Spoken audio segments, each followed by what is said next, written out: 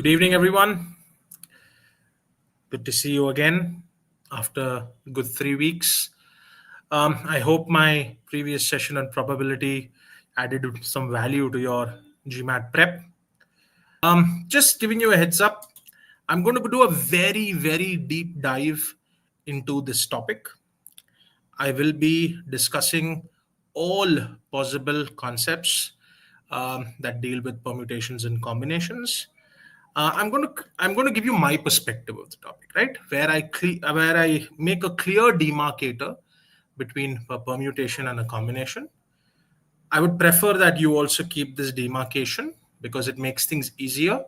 For those who have some knowledge about permutations and combinations, you know that there's a very small, minute difference between a permutation and a combination, right? You can solve permutation questions using a combination process. You can solve combination questions using a permutation process. But what I'm trying to do is I'm going to try to create a clear demarcator between the two. Okay, so let's get started. So now, what exactly is a permutation and a combination? This is the biggest question, right? Test takers trip up in the first stage itself. So I'm going to put in a clear demarcator between a permutation and a combination. I'll explain why as well as we go through the entire process. So what is a permutation? What is the big difference between a permutation and a combination? Whenever you read a question that deals with this topic, you have to obviously read, understand, and visualize the question. But as you're reading, you need to look at certain cues in the question that helps you demarcate the question into a permutation or a combination. Permutations are always arrangements. Anytime you see a question where you're arranging objects on spaces, you're arranging alphabets in a word, digits in a number, right? Anytime you're doing an arrangement, it would always be a permutation. And in a permutation, in an arrangement, the order always matters. For example, if I have two people and I have to arrange them on two chairs in any order, then the two arrangements I would have is AB and BA. And these are two unique arrangements, right? So the order of arrangement matters here. So the question you need to ask yourself is, if you're not able to directly by reading the question figure out if the question is a permutation or a combination, the other question you can ask yourself is, if I interchange the position or interchange the position of the objects, do I get a completely new output? For example, AB and BA are two different outputs. If the answer to that is yes, I do get a new output, you would categorize the question into a permutation, right? A combination is always a selection. Whenever you're selecting objects from a group, you're selecting people from a group, you're selecting balls from a bag, cards from a deck, you're selecting players to form the Indian team. Whenever you're working with a selection, the order does not matter. And any selection would always be categorized as a combination. Selections, combinations, arrangements, permutations. In selections, the order does not matter. That means AB is exactly the same as BA. For example, if I have two people and I ask you how many two-member teams can you form out of these two people? Now, to form a team, I'll need to select two people from the available people that I have. So if I need to form a team, There's only one team I can form, AB. I can't say that the other team, BA, is also a distinct team. AB and BA are exactly the same. So a combination is a selection where the order does not matter. And the other way of working with a combination is, the other way to identify a combination is, whenever you interchange the position of the objects, it gives you the exact same output. If you end up getting the exact same output, you would classify the question into a combination. So remember, as you're reading the question, you need to ask yourself, am I dealing with an arrangement or am I dealing with a selection?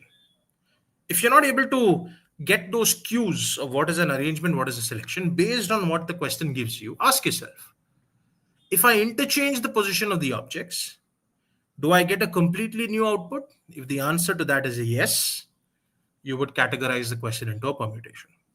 If the answer to that is a no, I get the exact same output, you would categorize the question in terms of a combination. Got it? This is very, very important for you to do in the beginning. Categorize the question into a permutation bucket or a combination bucket.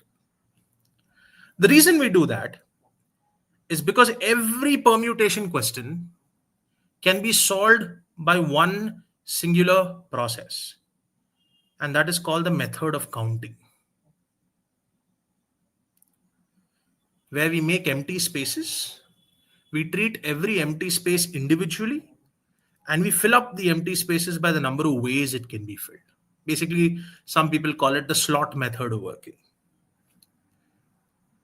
And every combination question can also be solved using the method of counting, to be truthful. But I don't use the method of counting. Why? Because it becomes a little problematic to work with, right? People start getting confused on whether I have to divide it by the factorial or not.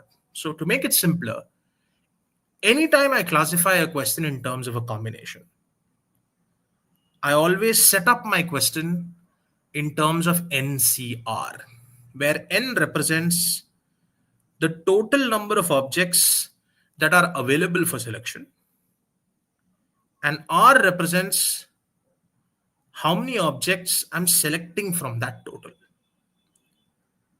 right? So a permutation question should always be solved using the method of counting. A combination question can always be solved, should always be approached by setting things up in terms of an NCR. Now, what I want you to also notice is I'm not listing out the formulae for NPR and NCR. I'm not saying NPR is n factorial by n minus r factorial. Neither am I saying NCR is n factorial by n minus r factorial times r factorial. Right? I'm not doing that. Even though I'm using NCR, I will give you a way to bypass that formula. So the first thing I want all of you to understand is you need to bifurcate the question based on a permutation or a combination. This is the first step that makes things easier for you. Permutation should always be solved using the method of counting. Combinations should always be approached using NCR. Got it? That's the first bit. Any doubts in the first bit? Clear?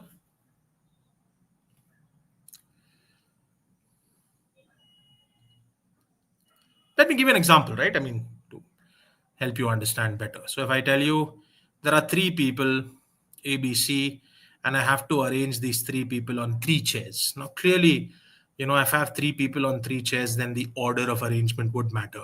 I would always use a permutation, right?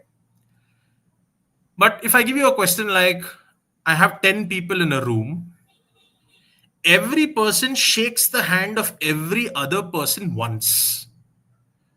And I have to count out how many handshakes have taken place. Now, there are multiple ways to work with this. But the question I'm asking, I'm not asking you to give me the answer for this. The question I'm asking you is, would I approach this handshake question in terms of a permutation, or would I approach it in terms of a combination? So the thought process I need to have here is this. I need to ask questions in my head. First question I'm going to ask myself. For counting the number of handshakes, do I need to arrange the objects or do I need to select the objects? Clearly, for one handshake, I need to select two people, right? Two people give me one handshake. So basically, if I'm able to figure out how many two-member teams I can form out of the 10 people, every two-member team is going to give me one handshake. So if I'm able to count out the number of two-member teams, I will be able to figure out how many handshakes have taken place, right? So I would solve this question in terms of a combination. Why? Because I need to select two people for a handshake, right?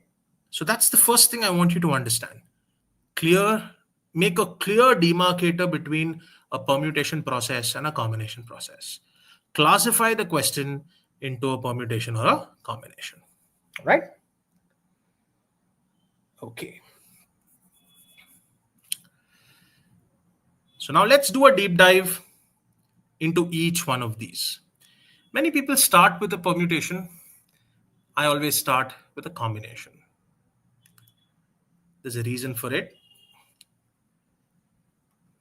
We'll look at that later. So like I said, a combination is always a selection. And in a selection, the order does not matter. And any combination question should be approached using NCR. So the first thing we have to figure out is how do we represent a combination mathematically? So let's understand the formula a bit. Guys, I'm doing a deep dive into this topic, right? So I'm going to deal with a lot of concepts and then I'm going to pick a couple of questions. So I'm not going to deal with an overload of questions and not deal with the concepts. It's going to be the opposite. I'm going to deal with a lot of concepts and supplement that with questions here and there. Any questions that I don't get to in my PPT, I will always give you an explanation in the PDF that is uploaded, right? Any combination should be approached using NCR, where N represents the total and R represents the number of objects selected from the total. So let's understand this formula first. So let's say we have three people, A, B, and C. And the question asks us, how many different two-member teams can we form out of these three people, A, B, and C? Let's list it out first for us to understand the formula better. So if I list it out, I'm going to have AB, I'm going to have AC, I'm going to have BC. I can't count BA, CA, and CB because that would be exactly the same teams as the ones that I've written on the screen. So there are three two-member teams I can form. There are three two-member teams I can form out of these three people. So how do we represent this in terms of the math? N represents the number of objects that are available for selection. So I have three people and 2 is the number of objects I need to select from that total. So how do we read this? Out of 3, I need to choose 2. 3C2 would be the mathematical representation of a range of selecting 2 members out of these 3. And 3C2, if I want to break this down, instead of using the formula, for people who want to use the formula, accustomed to using it, I'll write it down for you here. N factorial divided by n minus r factorial times r factorial. There's a shortcut to bypass that formula. So if I want to break down 3C2 in terms of the math, I put a numerator and I put a denominator. I take this top number, place it on the numerator. I take this bottom number, I place it on the denominator. This bottom number is important to me. It's 2. So if the bottom number is 2, there should be 2 digits on my numerator and there should be 2 digits on my denominator. And since the formula for NCR deals with a factorial, the 2 digits on the numerator should be 3 into the previous digit 2 divided by 2 into the previous digit 1. So 3 times 2 divided by 2 times 1, the 2 cancels out, gives me 3. exactly the number that we've listed out of those 3 people. Got it? Let's take another example. Let's say we have 4 people. And let's say we need to form a 3-member team out of these 4 people. Again, let's list it out, understand the formula, understand the shortcut as well. So what are the 3-member team I can form? I can have ABC. I can have ABD. I can have ACD.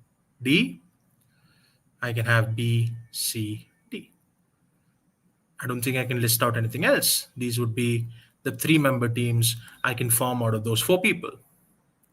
So if I want to write it in terms of math again, the total members I have is 4, out of which I need to choose 3. So 4C3 would give me all the different 3-member teams I can form out of the 4 people. And if I want to write this in terms of the math again, I would take the top number, place it on my numerator, bottom number, place it on the denominator. The bottom number here is important to me. There should be 3 digits on my numerator, 3 digits on my denominator. And since everything here deals with a factorial, it should be 4 into 3 into 2 divided by 3 into 2 into 1. The 3 and 2 cancel out to give me 4, exactly what we have here, right? So the first thing I want you to understand is the shortcut to work with NCR, bypassing the entire formula. Now let's do it for 5, right? And this time I don't want you all to list it out. I want you to just directly write it in terms of NCR and give me the answer. I'm giving you 5 people, and I'm asking you to tell me how many different 3-member teams can you form out of these 5 people?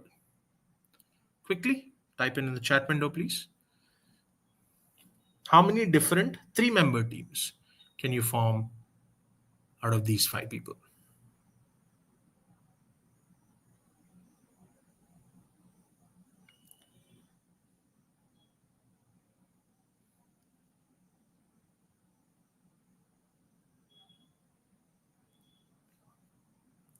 Okay. So all of you are saying 5 out of 5, I'm going to choose 3. And 5C3 would be 5 times 4 times 3 divided by 3 times 2 times 1. This goes 5 2s are 10. That gives me 10 different 3-member teams. Now, if I ask you the same question and I give you 5 people, and this time I ask you how many different 2-member teams can you form out of these 5 people, what would be your answer? This time I'm giving you the same 5 people, but I'm asking you how many different 2-member teams can you form?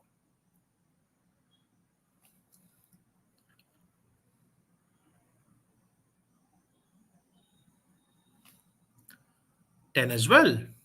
5C2 you would write, right? So 5 into 4 divided by 2 into 1, that would be 10 as well.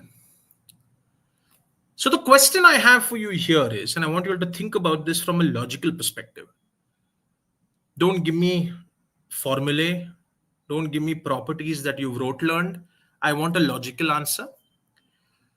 Why is creating 3-member teams out of 5 people giving me the same number of teams as creating 2-member teams out of 5 people? Right? You see, the answers here are exactly the same. Why, if I form a 3-member team out of 5 people, am I getting the same number of teams as I form 2-member teams out of 5 people? See, again, I don't want formulae. 5C3 is 5C2, Navdeep says. So my question to you, Navdeep, why is 5C3 5C2? Right? I told you, I'm not going to deal with rote learned formulae. Why is 5C3 the same as 5C2? That's the question. Yes. So whenever I form a 3-member team, let's take an example, right? A, B, C, D, and E are my 5 people. If I form a 3-member team ABC, I'm always leaving out a 2-member team D and E. So every 3-member team that I create, I am by default leaving out a 2-member team. So the number of 3-member teams I create will always be the same as the number of 2-member teams that I leave out. That is why 5C3 and 5C2 are exactly the same. And that is why you get the property that NCR is equal to NCN minus R, right? So this shortcut of NCR along with this property is what ground fundamentals you require to look at what a combination is from a mathematical perspective. Again, I'm repeating for those of you who didn't get this. Whenever I form a 3-member team, if I'm forming a 3-member team out of 5, I am by default leaving out a 2-member team.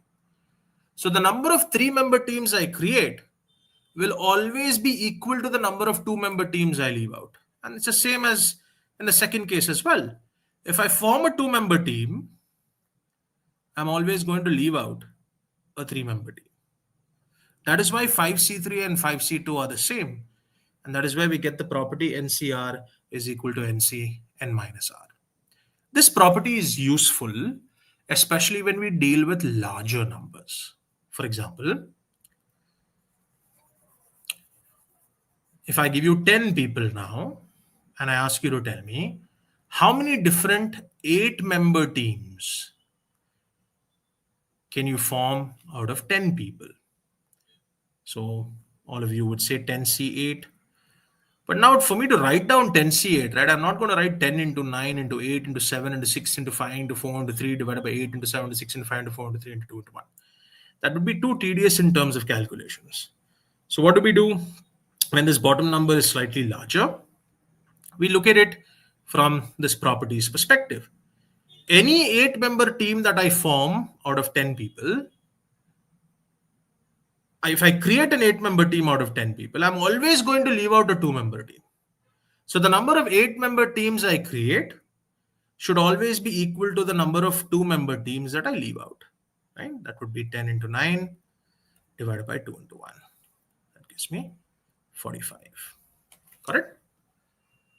Similarly, if someone asks me what is 8C6, I would write this as 8C2. Right? Because it becomes easier in terms of calculation using that shortcut. So the shortcut of NCR without making use of the formulae. And second, the property of NCR is equal to NCN minus R are the two concepts, two mathematical representations of a combination. Right? I'm building slowly. I'm putting in everything that is required. So any doubts in what we've done so far?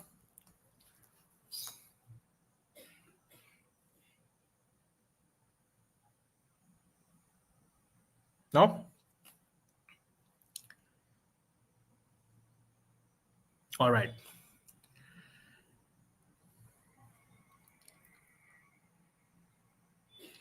Now comes the important bit. How do I approach combination questions on the GMAT? I'm going to put in a couple of structures, right? I follow the structures to the T. And what I'll do is I'll leave the structures on the left-hand side of the screen, and we look at different examples on the right-hand side of the screen. Okay? Whenever you see a question and you classify it as a combination, the first thing you need to do is you need to read the question. You need to visualize the question. Visualization is a very, very, very important aspect. I also touched upon it in the probability session as well. So read, visualize, and set up what I call a visual component. A visual component is basically representing the objects as alphabets. Imagining that you're standing in a room, you have those alphabets as people standing in front of you, and put a stickman figure representing yourself. So read, visualize, and always learn to set up a visual component. The reason I'm doing that is because out of combinations and permutations, combinations are the ones that are the most visual in nature. What I mean by that is, the way I would make a selection in real life would be exactly the same way I would set up my math. I'll repeat. The way I would make a selection in real life based on what conditions someone has given me would be exactly the same as how I would set up my math. So you're going to read, you're going to visualize, and you're going to set up a visual component. And then you're going to always ask yourself three questions. I ask myself three questions before I get into listing out the logical possibilities. The first question: what is the total number of objects that I have available for selection? Second, how many objects must I select from the total? And third, and I would say the most important question of them all, what is the condition to form that selection? What is the total? How many should I select from that total? And what is the condition to form that selection? I will always ask myself these three questions. Based on these three questions, I will then list out all logical cases. The biggest mistake that test takers make on these topics is they always dive into the math very quickly. It's very important for you to prioritize reading, visualizing, and listing out logic, right? Working with logic before you go into the math. The math is secondary on these kinds of questions. So by default, learn to visualize, learn to list out the logical cases, and based on your logical cases, set up the math. So list out all logical cases. And then, while you're listing out the logical cases, run a couple of filters. First, should I go forward logic? That is, work directly for what the question is asking me? Or should I go reverse logic? Is it better for me to take the total possibilities and remove what I don't need? Similar to what we discussed in probability. Always, when you're listing out logical cases, ask yourself, do I go forward logic? Forward logic is always working towards what the question asks you directly. And reverse logic is always taking the total and subtracting the cases that you don't need. And I would always use reverse logic whenever I'm dealing with an at least one, an at most one, and a not scenario.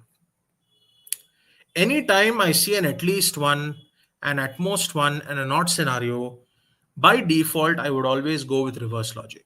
Why? Because by default, it gives me the least number of possibilities to work with.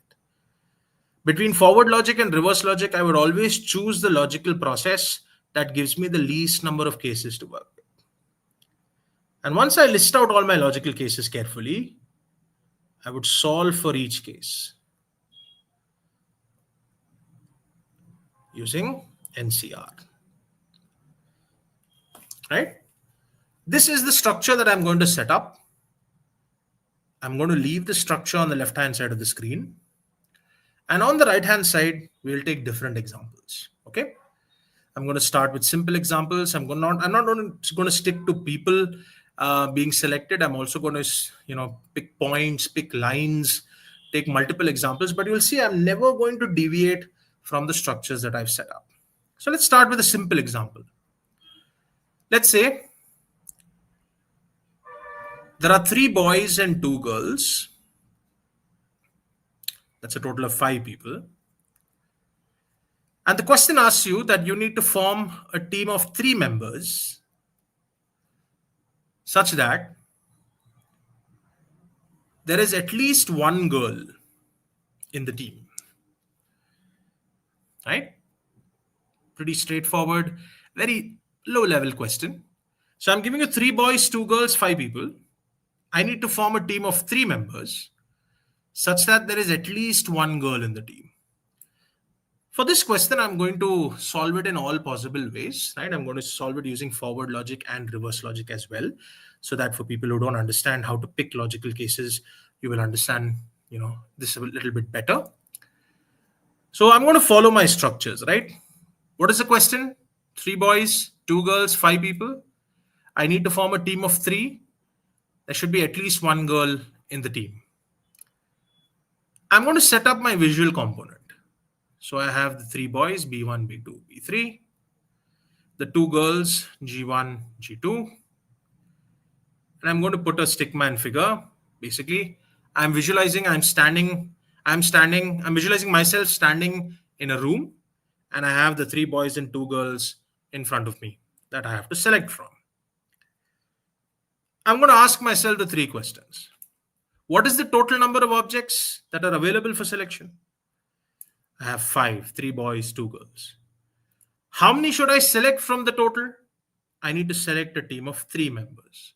And most important, what is the condition to form that selection? I need to have at least one girl in the team. Now remember, whenever a condition is given to us, right, even if it's in a real life scenario, we always try to cater to the condition first. So based on these 3 questions, I'm going to list out my logical cases. I'm going with forward logic first, even though it may not be the best way to work with this, but I'll still list it out. So what would I do? I would list out my logical cases. I need to have at least one girl in the team. So I would have one girl and 2 boys. You see, I'm using the word and here, right? Because in this topic, the word and always means multiplication, and the word or always means addition. Some test takers write down one girl plus 2 boys and then they do the math using that. Remember, don't use plus or multiplication. Just write it in terms of simple common sense English, right? If I need to have a team of 3, I need to have one girl and 2 boys, not one girl or 2 boys.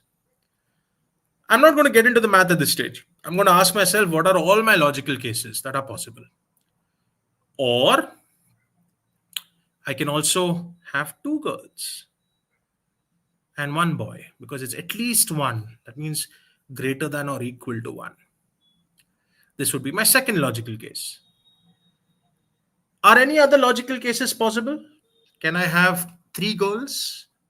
Is it possible for me to have a team of 3 where there are 3 girls?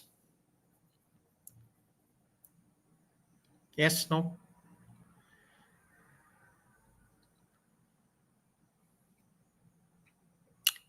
Why is that? Because I don't have 3 girls, right? I have 3 boys and 2 girls to select from, right? So I can't use 3 girls. Can I have all 3 boys? No. Why? Because the condition says I need to have at least one girl. So these are my 2 logical cases that I can set up. Now, once I've set up my logical cases, I've used forward logic here. I would set up the entire logical case in terms of NCR. And how do I set it up in terms of NCR? Like I said, combinations are the most visual in nature. The way you make your selection in real life would be exactly the same way as you would set up the math. You always select objects from the group that it belongs. So if someone tells me you need to select a team of 3 members such that there is 1 girl and 2 boys, I would first go to the group of 2 girls and select 1 girl. So how would I write it in terms of math? Out of the 2 girls, I'm going to choose 1. And means multiplication. I need 2 boys. I go to the 3 boys, and out of them, I choose 2. Or means addition. I need 2 girls. I go to the 2 girls and choose both of them, 2C2. Into 1 boy. I go to the 3 boys, choose 1. 2C1 would be 2. 3C2 would be 3 times 2 by 2 times 1. Or you can remember it as 3C1 as well. 2 into 3. 2C2 would be 1. That's 2 times 1 divided by 2 times 1. And 3C1 would be 3. So 2 into 3 gives me 6. 1 into 3 gives me 3. So 6 plus 3 gives me 9. And that should be my answer. There are 9 different 3-member teams that I can form out of 3 boys and 2 girls, such that there is at least 1 girl in the team. This is one way to work. This is what we call forward logic. Like I said, it's not the most efficient way to work. While we are listing out logical cases, it's important for you to run that filter of whether I go forward logic or reverse logic. Whenever I have an at least one, an at most one, or a not scenario, I would always go the reverse logic process. So, what is the reverse logic process here? I would take the total number of 3-member teams that I can form out of the 5 people, and I would remove the cases that I don't need. What is the case that I don't need? Where there are no girls in my team. And if I have to choose a team of 3 members where there are no girls, it has to be all boys. So, what is the total number of 3-member teams I can form out of 5? 5C3. And how many 3-member teams can I form such that all of them are boys? Out of the 3 boys, I would choose 3. So 5C3 would be 5 into 4 into 3 by 3 into 2 into 1, or you can remember it as 5C2 as well. That's 10. 3C3 would be 1. 10 minus 1 gives me 9. This would be the reverse logic process. So working more efficient, just one logical case that I'll have to set up. Got it? Starting with a very simple example. Okay? Starting with a very, very simple example. Any doubts on this? I'm just trying to avoid usage of formulae. I'm making it as simple as you visualizing how you would make your selections in real life and setting that up in terms of the math using NCR. Remember, in combinations, you always have that opportunity. The way you would select in a real life scenario would be exactly the same way you would set down the math. Okay with this, everyone? Any doubts? Because I'm going to make it more and more complex from here.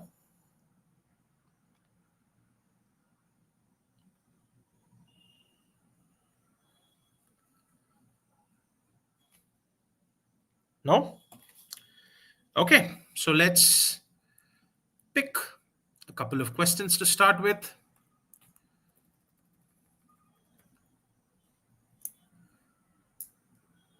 Build on this understanding of the concept and then take it up a notch. I'm going to give all of you all 2 minutes. I want you all to try question 1. Give it a shot.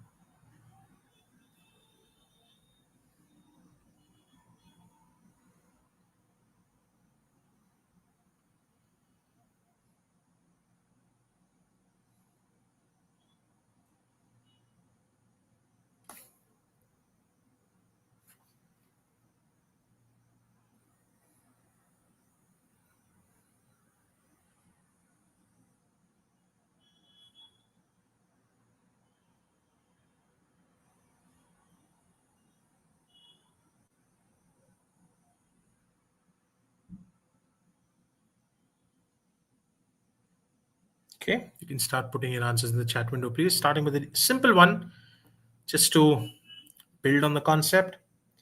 We'll slowly make it more and more complex. Okay.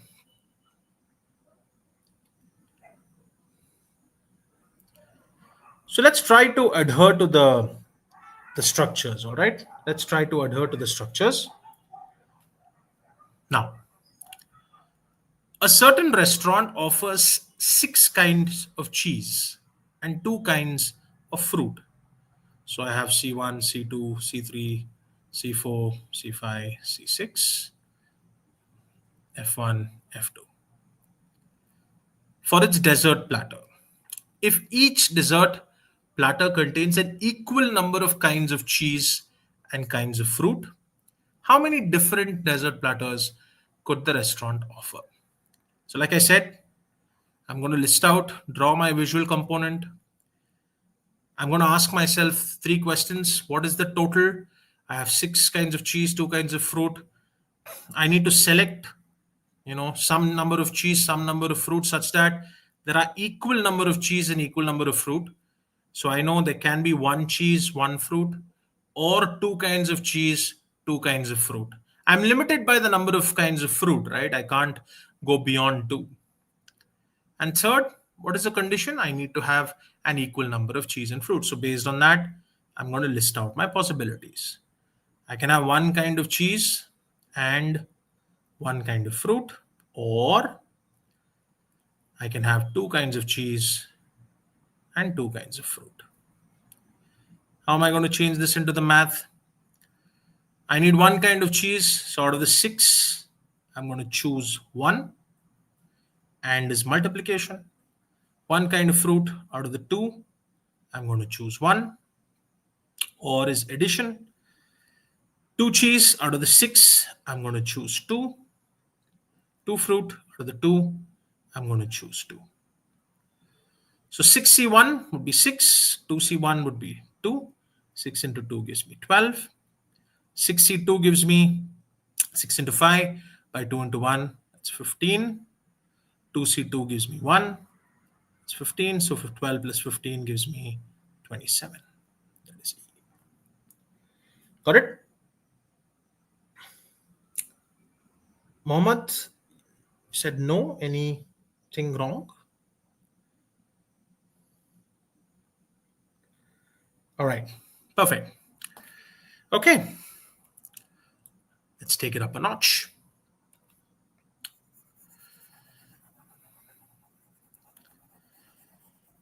Geometry is not a part of the GMAT anymore. But let's see how you work with this. Suppose I give you 2 parallel lines. This is line 1 and line 2. And line 1 has a total of 5 points. And line 2 has a total of 4 points, right?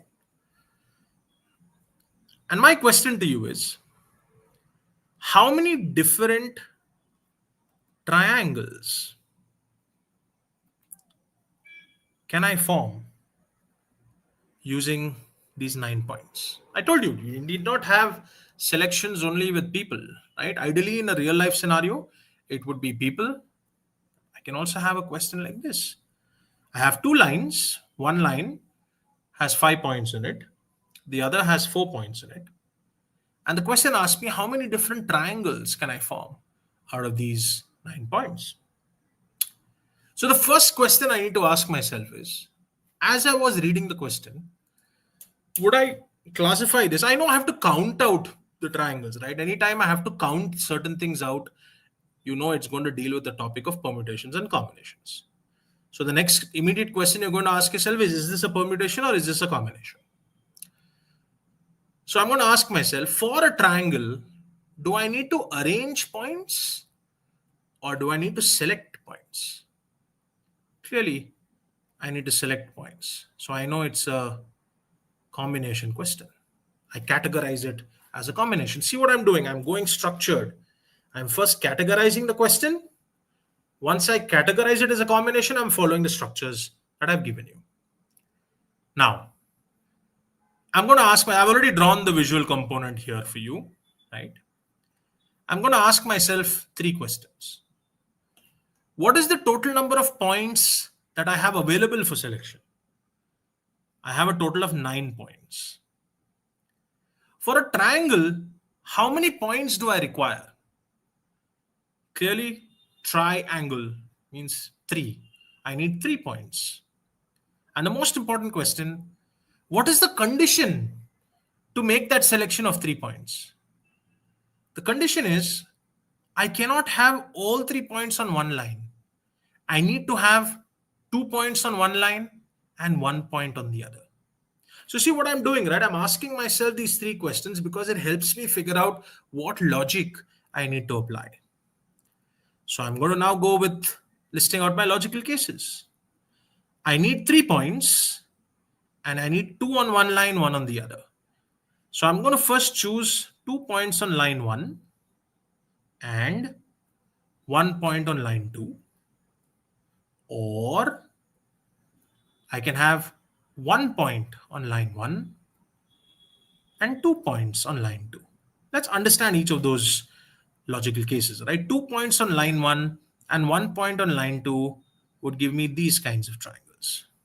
I can also select these 2 points and this point, these kinds of triangles, the reverse triangles. And 1 point on line 1 and 2 points on line 2 will give me these kinds of triangles, right? The normal triangles. So obviously, all of these will cater to all the triangle possibilities. I'm going to now break it down in terms of the math. So 2 points on line 1, there are 5 points, out of which I need to choose 2. And 1 point on line 2, out of 4, I need to choose 1. Or is an addition. 1 point on line 1, that's 5C1. And 2 points on line 2, that is 4C2. So 5C2 would be 10. 5 into 4 by 2 into 1. 4C1 would be 4. 5C1 would be 5. And 4C2 would be 4 times 3 divided by 2 times 1, which would be 6. So 40 plus 30 gives me 70. Again, what I want you to observe is how I adhered to the structures that I've listed out on the left-hand side of the screen. Got it? Okay. Any doubts on this? Before we move forward, any doubts? I think some of you all gave the answer even before I finished. Guys, any doubts so far? All right. Let's make it a little more complex. All right. Let's say I have 5 vertical lines and 4 horizontal lines, and these lines are intersecting each other. Right? You have 5 vertical lines and 4 horizontal lines, and all of these lines are intersecting each other. So my question to you is, how many parallelograms? Parallelogram is basically a 4-sided closed figure. Can you form using these 9 lines? Right? The GMAT again doesn't expect you to know what a parallelogram is, but I'm just using this as an example to list out and for you to adhere to the structures that we have. Repeating, 5 vertical lines, 4 horizontal lines. Those lines are intersecting each other. And the question is, how many different parallelograms can we form using those 9 lines? I want you all to think about this. Okay, I'll give you all a minute. Draw it out. Remember, draw it out. Visualize the question. Set up your visual component. Ask yourself those 3 questions. What is the total? How many should I select from the total? What is the condition to form my selection? List out your logical cases.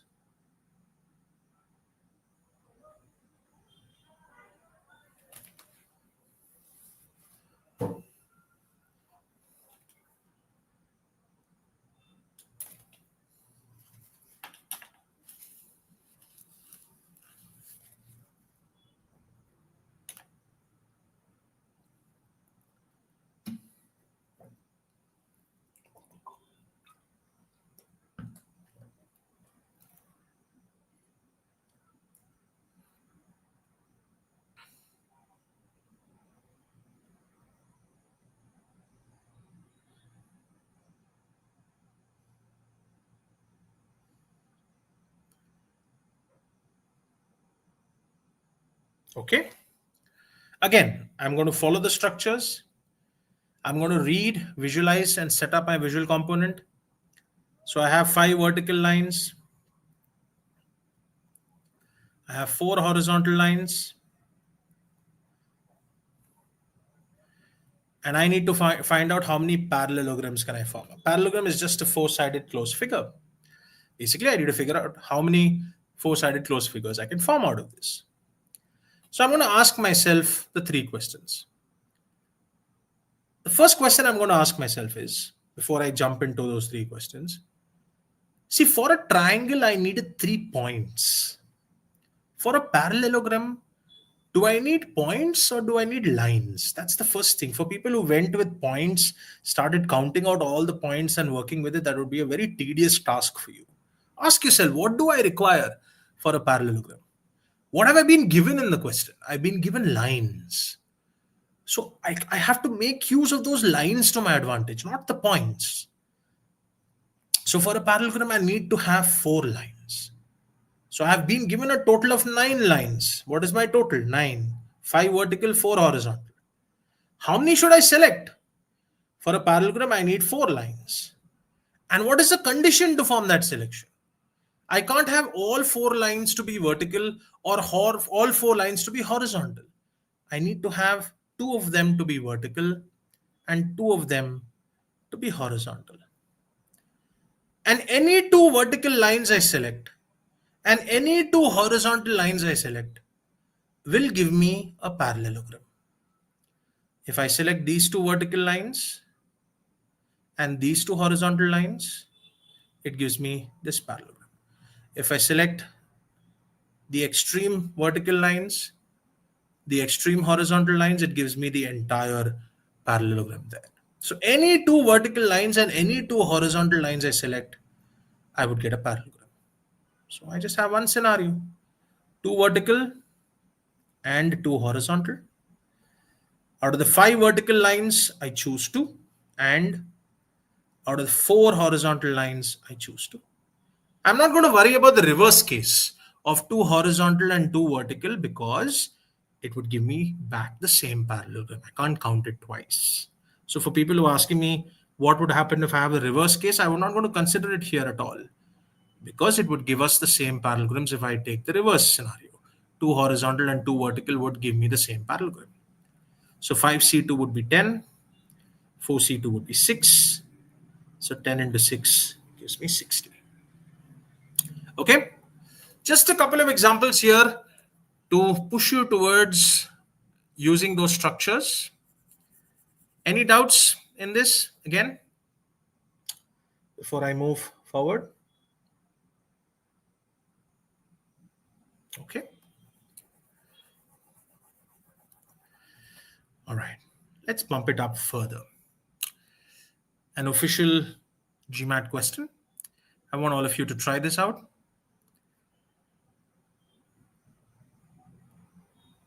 Let's say we have 5 married couples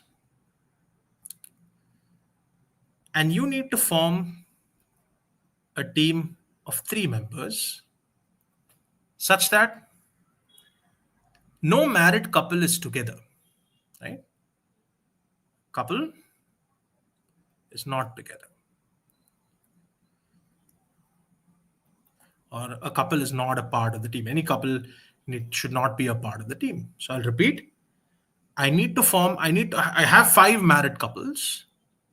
I need to form a team of 3 members such that no couple can be a part of that team. Try it out, please. I'll give you all 2 minutes.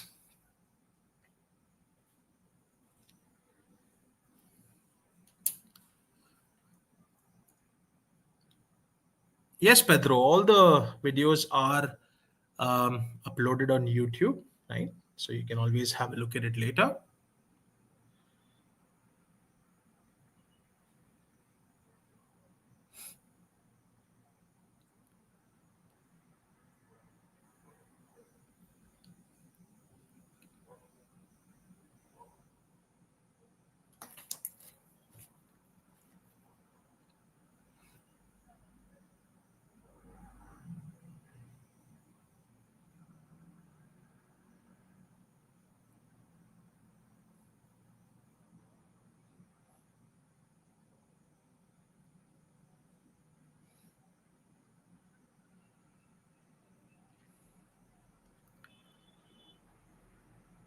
Guys, try to adhere to the structure, right? First, put a visual component, right? Call the married couples like M1, F1, or A, B, C, D, whatever you want. Tag them, right? Create that visual component. Ask yourself those three questions. List out your logical cases, then break things down, right? Whenever you see a negative connotation like this, remember, use the structure. The reverse logic would be a better way for you to work. If you try to go forward logic, you can, but then you'll have to, do some division which not everyone would get.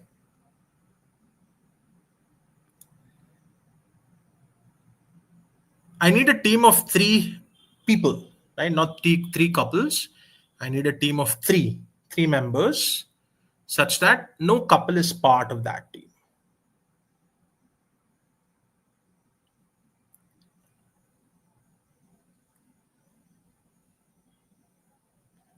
Okay, people changing their answer for some reason. Okay.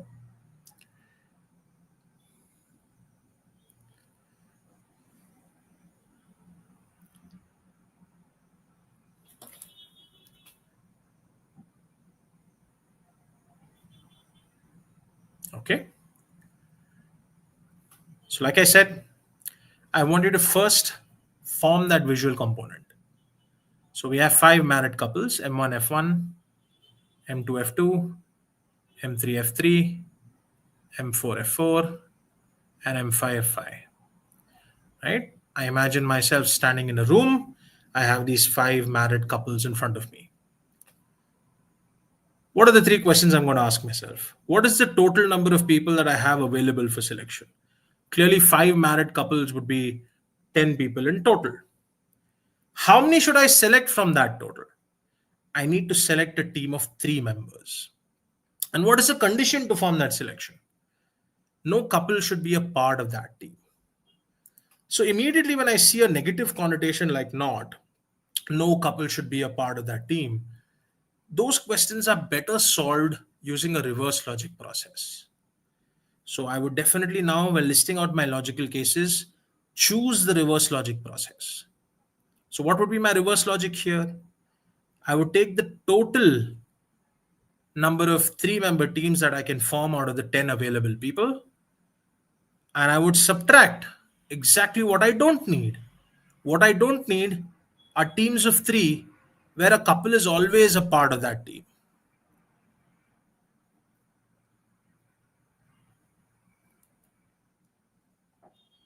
Right? So I'm going to go reverse logic. So what is the total number of three-member teams that I can form out of 10 people? 10 C3. And I need to subtract the number of teams that I can have where a couple is together. So the question I need to ask myself is, if someone comes and asks me, Aditya, I need you to form a team of three people such that a couple is always a part of your team. I would ask myself, okay, how would I react in a real life scenario? If someone comes and tells me you need to form a team of three such that a couple should always be a part of your team, what would I do?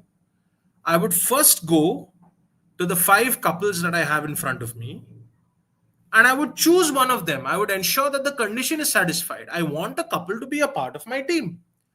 So I would go to the five couples and I would choose one. You see what I'm doing, right? The way I'm selecting in real life would be exactly the same way I would set up my math. I would first go, I need a couple to be a part of my team. I would go to the five couples. I have five couples in front of me. I would select one couple out of the five. So out of five couples, I'm choosing one. And that caters to two positions of my team. I'm done with two positions of my team. Let's say I've gone and picked M1 and F1. Now I still have one position of my team to cater to. So what would I do next? After selecting a couple, I would go randomly to the remaining eight and I would choose one. So out of the eight, I would then choose one. You see how I'm setting up my math, right? my math is being set up in exactly the same way as how I make a selection in a real life scenario. I would go to the 5 couples, I would choose one. So 5C1. What does 5C1 represent? The number of ways of choosing one couple out of the 5. That caters to 2 positions of my team. And then once I've picked a couple, I have 8 people remaining. Out of them 8, I would choose one. So 8C1. So 10C3 would be 10 into 9 into 8 by 3 into 2 into 1. 3 3s are 9, 2 4s are 8. So 10 into 12 gives me 120. Minus 5C1 gives me 5. 8C1 gives me 8. So that's 120 minus 40, which gives me 80. Again, simple common sense working. I'm adhering to the structures that I've set up. I'm making my selections in exactly the same way as I would do in a real life scenario. Any doubts on this? This is exactly how a GMAT question would look like. It is an official GMAT question, by the way. Right? Any doubts in this?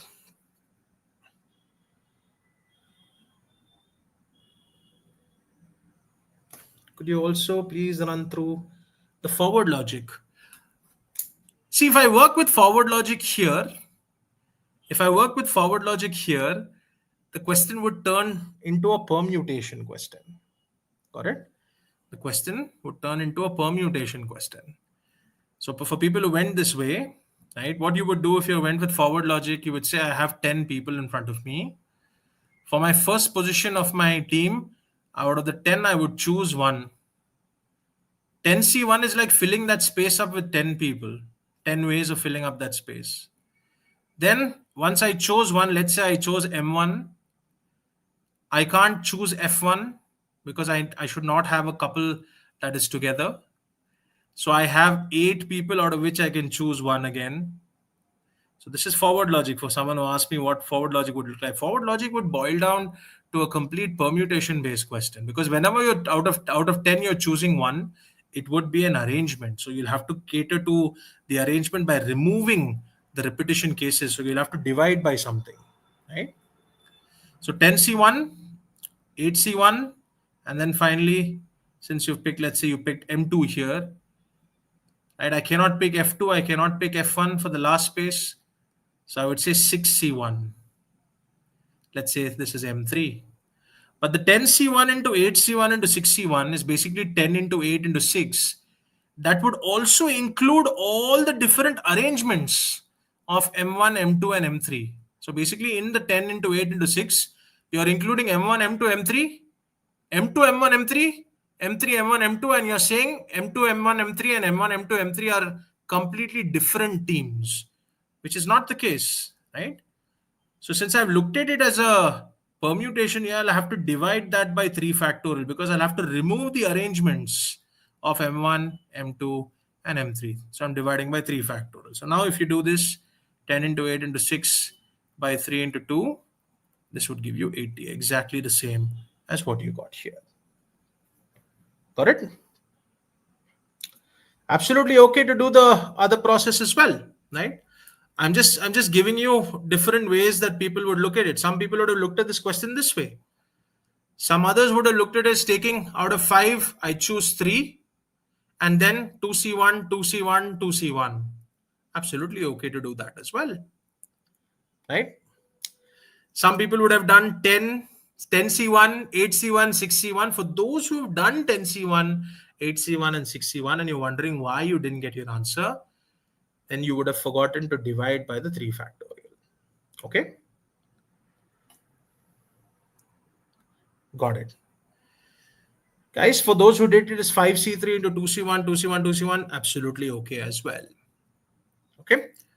I'm just trying to predict, what all people will do on this question. The best way to work with it, right? It just reinforces my point that whenever you have a not scenario, it's always better for you to go reverse logic and work with it, right? I just have to set it up this way, and it becomes more, intuitive to work with rather than, making selections one by one based on conditions, right? So remember, whenever you have a not and at least one and at most one, it's always best for you to go reverse logic. All right. Let's try a question, please. Okay, give it a shot. For those of you all who are working this question also with forward logic, guys, I will work it out in both ways, forward as well as reverse. I will do the most efficient process first, and then we'll go with the alternate process after as well. Give it a shot. 2 minutes.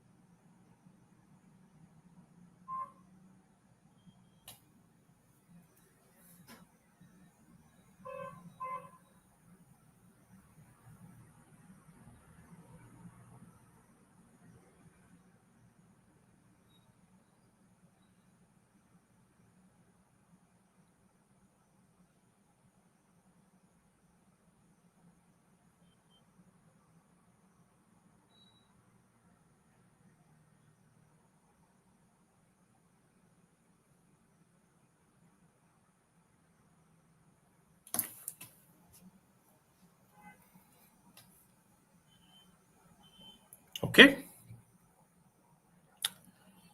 All right. Again, let's follow the structures. A committee of 4 is to be chosen from 7 employees for a special project at Acme Corporation. Right? So I have 7 employees. I need to choose a team of 4. 2 of the 7 employees are unwilling to work with each other. How many committees are possible if the 2 employees do not work together? So immediately when I read this question, I know it's a combination because I'm choosing people. I'm forming a committee of 4. I have a total of 7 employees. 2 of them are unwilling to work with each other. So I'm going to create my visual component, right? I have unwilling 1, unwilling 2, and I have 5 willing people. I'm going to put my stickman figure there, right? So basically, I'm visualizing myself standing in a room. I have 7 people in front of me. I know 2 of them are unwilling to work with each other. The 5 others are willing. I have a total of 7. I need to select a team of 4. And the condition is I need the 2 people who are unwilling to work with each other as being not a part of my team. Basically, they should not work with each other. And if I see a reverse logic scenario, right, when I see a negative connotation like this, it's best again for me to go reverse logic. So we'll work with forward logic as well. So if I'm going reverse logic, I'm first going to take my total teams that I can form of 4 members and subtract the exact opposite. How many teams of 4 members that I can form where the people who are unwilling to work with each other are working together.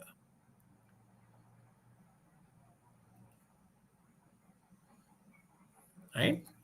So again, I've chosen the reverse logic process of working. Now, what is the total here? I have a total of 7 people. I need to choose a team of 4. 7C4 minus. If I need the 2 people who are unwilling to work with each other as part of my team, what would I do? If someone comes and tells me, Aditya, you need to form a team of 4 members such that the 2 people who are unwilling to work with each other have to always be a part of your team. So I would first go to both of them and select both of them to be a part of my team. So how would I make my selection? I would go to both of them. I would select them both to be a part of my team. So 2C2. I have 2 positions left in my team. I have 5 people. I can choose any 2 out of them 5. So 5C2. So 7C4 would be the same as 7C3. That's 7 into 6 into 5 by 3 into 2 into 1. That's 35. 2C2 is 1. 5C2 is 5 times 4 by 2 times 1, which is 10. So 35 minus 10 gives me 25. This would be the reverse logic process of working. Right? Any doubts in this? What would be the forward logic way of working? Work for the question directly. I need to figure out what are the possibilities, what are the logical scenarios where I should not have the 2 people who are unwilling to work with each other as part of my team. So I can choose one unwilling person and I can choose 4 willing people, right? I can have 1 unwilling and I can have 3 willing people, or I can have all 4 willing people. You see what I'm doing? I'm listing out my logical cases first. I'm asking myself, how would I form teams of 4 such that the unwilling people do not work together as part of my team?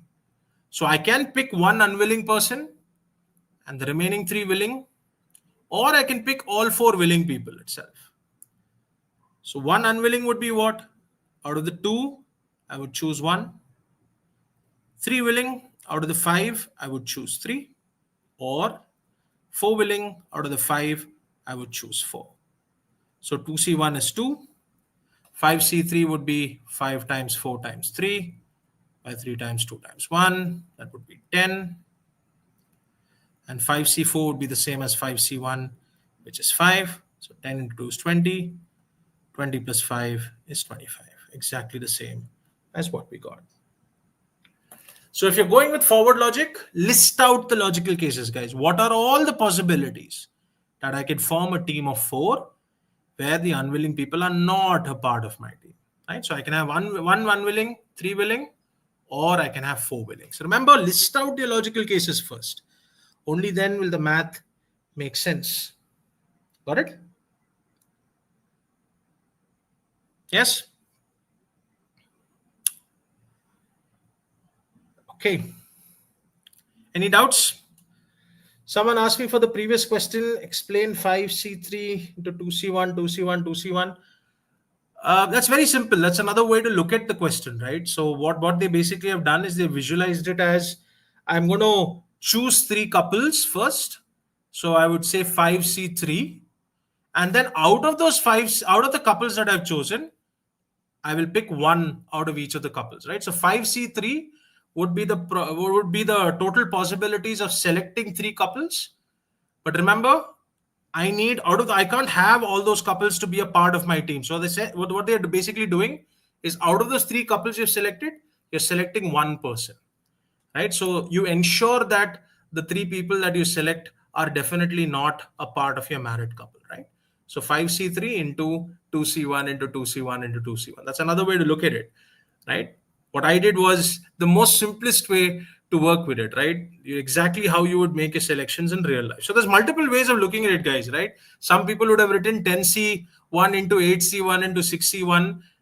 There you would have to divide by 3 factorial. Some people would have selected the three couples and then forgotten to do the 2C1, 2C1, 2C1. That's another way to look at it. Like I said, there's multiple ways to work. What we're going to discuss is what is the most, visual and the most easiest process of working. Whenever you have a negative connotation, going reverse logic is always the best bet. Got it? Any doubts on this? Okay, let's move on to the next. Let's go to question 4, then do question 3. Give it a shot, please. Question 4, 2 minutes. Please don't type in your answers in the chat window until I ask you to do so, please. And it'll just, one, for people who are working with it, it'll just deviate their mind, right? So don't type in the answers until I ask you to do so. Give it a shot. Question 4.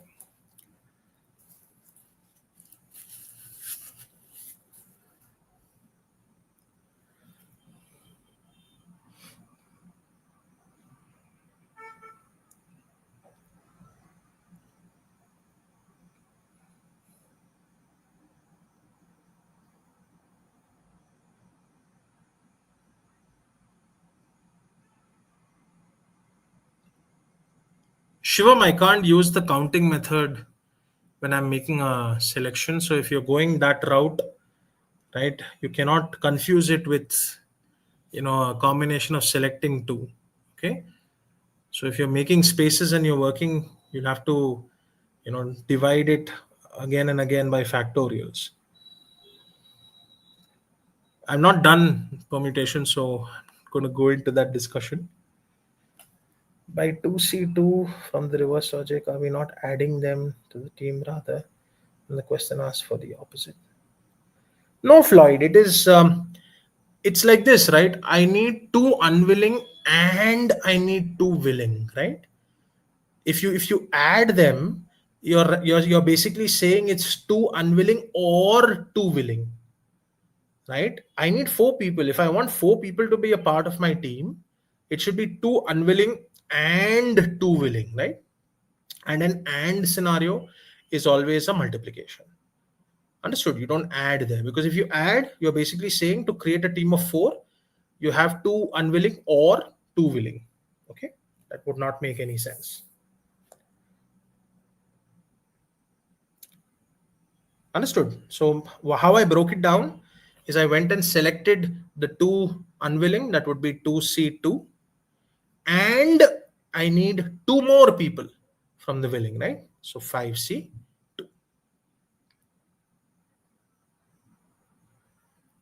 Anytime in doubt, it's always best for you to run through the and or possibilities. Okay, ask yourself, is it an and scenario that runs, or is it an or scenario that runs? You can start putting in your answers in the chat window.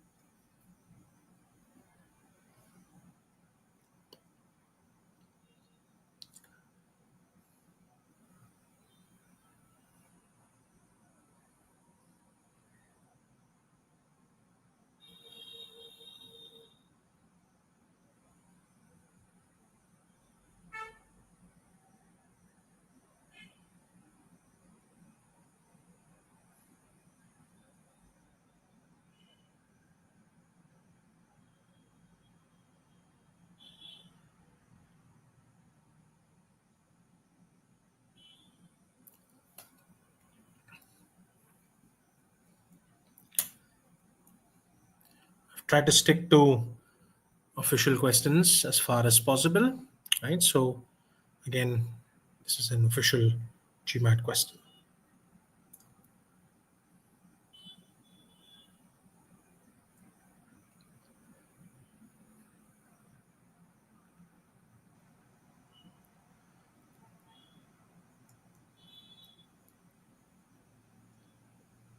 Again, there's multiple ways to look at this question, right? But look at the most simplest way, right? The most simplest way would be if you identified that there was a word not, did not shake hands with people from their own company.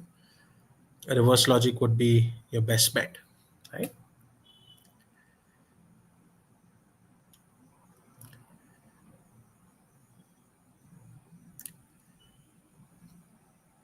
Okay. So let's again adhere to the structures. In a meeting of three representatives from each of six different companies, so I have C1, C2, C3, C4, C5, C6. I have three different representatives. I'm not going to list everything out, but right. Each person shook hands with every person not from his or her own company. So I have every person shaking the hand of every other person who's not from his or her own company. So A will not shake the hand of B, not shake the hand of C, but A will shake the hand of D, E, and F, and so on from all the other companies. If the representatives did not shake hands with people from their own company, how many handshakes took place? So the first thing I need to ask myself is, for me to count out the number of handshakes, would I need to arrange the objects here, or do I need to select the objects? Clearly, I need to select. So I would classify this into a combination based question. If I'm working with a combination, I need to visualize my question, set up my visual logic. I've done that. I'm going to ask myself the three questions. I have a total of 18 people. I have six companies. I need to count out the number of handshakes. So for a handshake, how many people do I require? I require two people for one handshake. And what is the condition to form that selection? I should not have, I should not count the handshakes within a company. So when I see a negative connotation like this, I would always, while listing out my logical cases, choose to go reverse logic. So I'm going to take the total number of handshakes and I'm going to subtract the number of handshakes that have taken place within the same company. Remember, guys, anytime negative connotations, reverse logic is your best bet. You can still work with forward logic. It would just be, a little problematic that way. You'll have to sit and count out things, but with reverse logic, you can get to the answer very, very quickly. What would be the total number of ways? The total handshakes that I would get, I have a total of 18 people. I would choose two people. So 18C2 would give me all the different handshakes that have taken place between these 18 people. And out of this, I need to subtract the handshakes that have taken place within a company. Let's take ABC. I have three people within a company. How many handshakes would I count? Would I be able to count from those three people? Out of the three people, I would choose two. A would shake the hand of B, A would shake the hand of C, and B shakes the hand of C. If A shakes the hand of B, it's the same as B shaking the hand of A. That is why we use a combination. So that would be 3C2. But remember, this is for one such company. We have six such companies. So A, B, and C, 3C2 would be the total handshakes of the three people for company one. Similarly, for company two, I would have three handshakes, three for company three, company four, company five, company six. So that would be 3C2 times 6. So 18C2 would be 18 into 17 by 2 into 1. So that would be 153 minus 3C2 would be 3. 3 into 6 would be 18. So 153 minus 18 would give me 135. This is the simplest way you could go about this question, right? So again, I'm following the structures. I'm not deviating from it. I visualize my question, set up my visual component. I ask myself those three questions. What is the total? How many should I select? What is the condition? I listed out my logical cases. I chose to go reverse logic because I saw a negative connotation.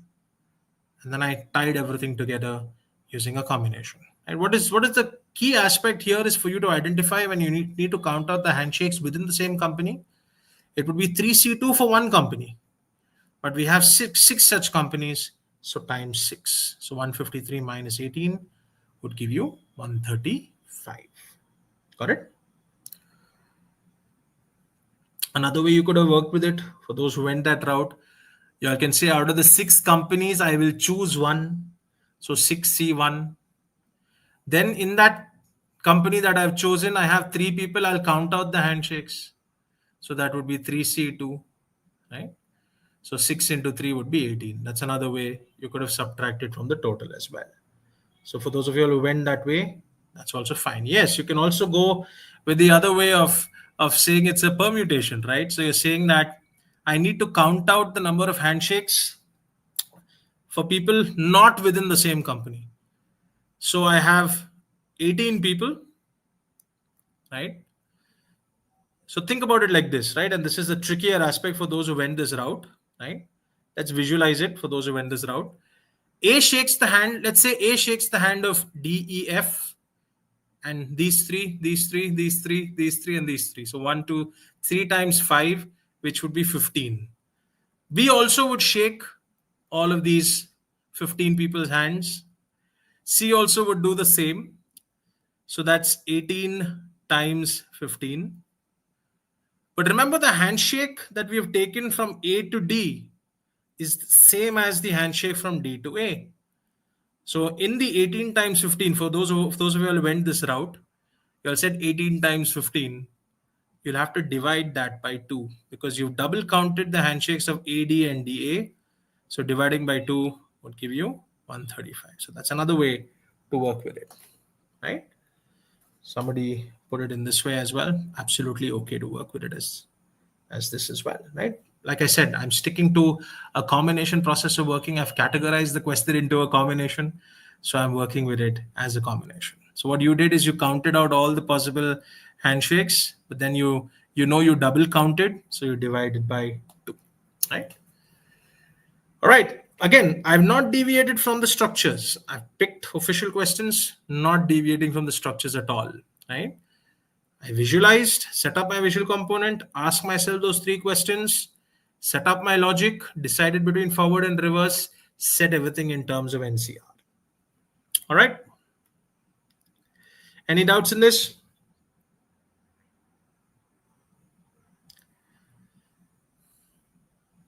Okay.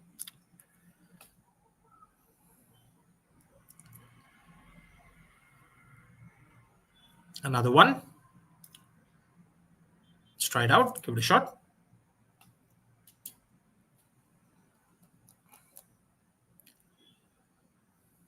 Again, guys, please don't type in the answers in the chat window until I ask you to do so.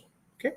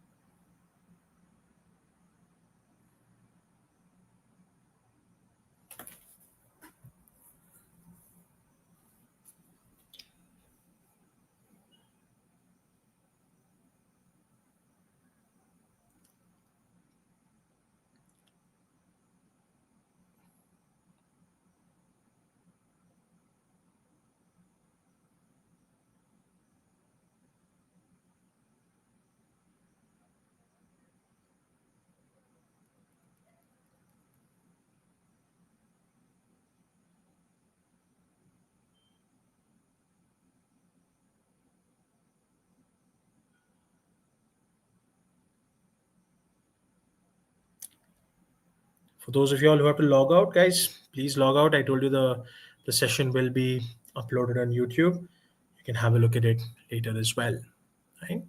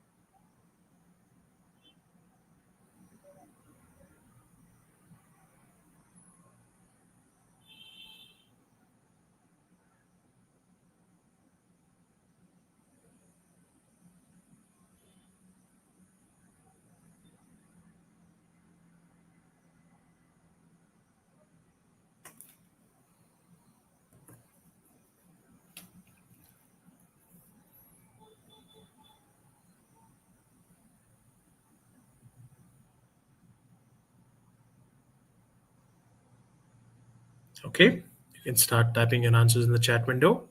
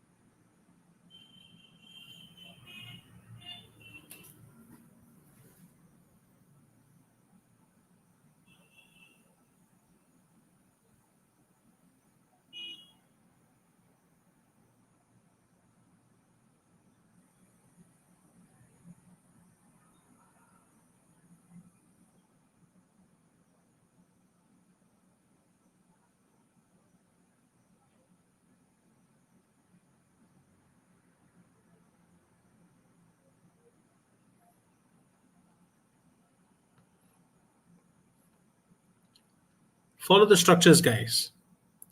Visualize the question. So Anthony, Michael, call the other four people O1 to O4.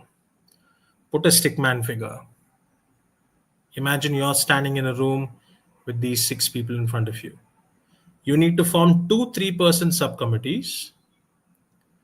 So you basically need to form two 3% subcommittees out of those six. And the question's asking you, what percent of all possible subcommittees that include Michael also include Anthony? Most of you all make this mistake with percentages, whether it's a critical reasoning based question or it's a math question, right? You all fail to read the question carefully, especially what denominator you're taking the percentage of. Read the last part. For those of you who are picking A as your answer, read the question carefully. What percent of? What are you taking the percentage of? All the possible subcommittees that include Michael. So what should be your denominator? And what should be your numerator? That's the question. Read the questions carefully, guys. Right? Especially with percentages, this is the biggest trap, right? You will not read with an attention to detail.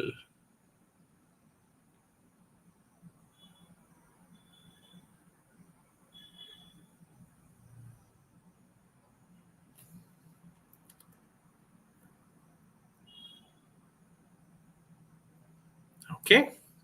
So I see a mixed bag here. A lot of y'all with A's, couple of D's, couple of B's, and some C's as well.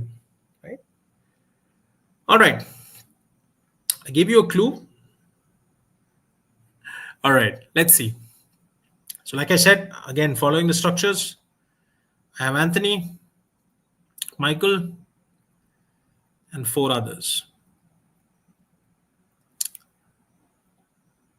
If the board is to be split up into two 3% subcommittees, what percent of all the possible subcommittees that include Michael also include Anthony? So what do I need? I need a percentage. A percentage is basically a fraction. What percent of all the possible subcommittees that include Michael? That means my denominator should be all the subcommittees that include Michael. And my numerator should be all the possible subcommittees that include Michael and Anthony. Many of you all have taken the total as all the possible subcommittees. The question was what percent of all the possible subcommittees that include Michael also include Anthony? So my denominator is all the possible subcommittees you can form that include Michael. And the numerator should be all the possible subcommittees that you form that include Michael and Anthony. So I want you all to help me here. What would be all the possible subcommittees that I can form that include Michael? If somebody comes and tells me here, Aditya, I want you to form a 3-member subcommittee such that it always includes Michael. So what would I do? I would choose Michael first.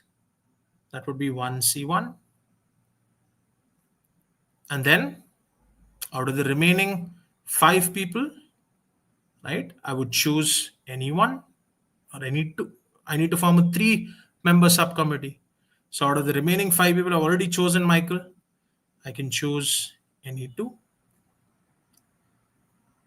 And what would be all the possible subcommittees that include Michael and Anthony? So if I need to form a subcommittee that includes Michael and Anthony, I would choose Michael and Anthony first. So that would be 1C1, choosing Anthony, 1C1, choosing Michael. I have 1 position left in my team. I would say out of the 4 people, I would choose 1. So 4C1. So 4C1 into 1C1 into 1C1 would be 4. 1C1 into 5C2, 5C2 is 5 into 4 by 2 into 1, which is 10. That's 4 by 10 into 100. That would be 40%. Again, tricky one. Like I said, the solutions to these questions are very, very, very intricate. You'll have to read the questions carefully. The question specifically said, what percent of? Whenever you work with percentages, look at what is attached to the word of. What percent of? What are you taking the percentage? What percentage of? The possible subcommittees that include Michael. That is your denominator. Also include Anthony. Right? So what are all the subcommittees that include Michael and Anthony? I would choose Michael first, Anthony, and out of the remaining 4, I would choose 1. And what would be all the subcommittees that include Michael? That would be 1C1 into 5C2. And I would choose Michael, and out of the remaining 5, I would choose an A2. So that's 4 by 10 into 100. That would be 40%. For those of you who got 20%, you all took the denominator directly, right, as the total number of subcommittees that you can form. You did not take the subcommittees that include Michael, right? Any doubts on this? Good question, right? Which tests you on how closely you read and process the information. Any doubts?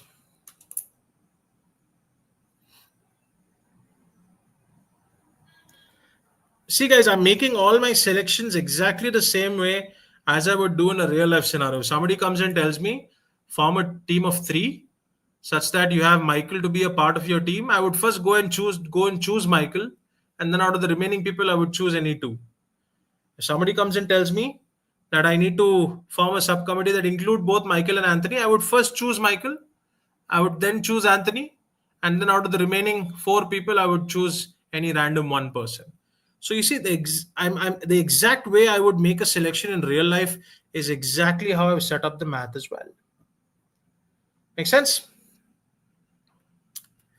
Okay. So a last question before we move into a permutation.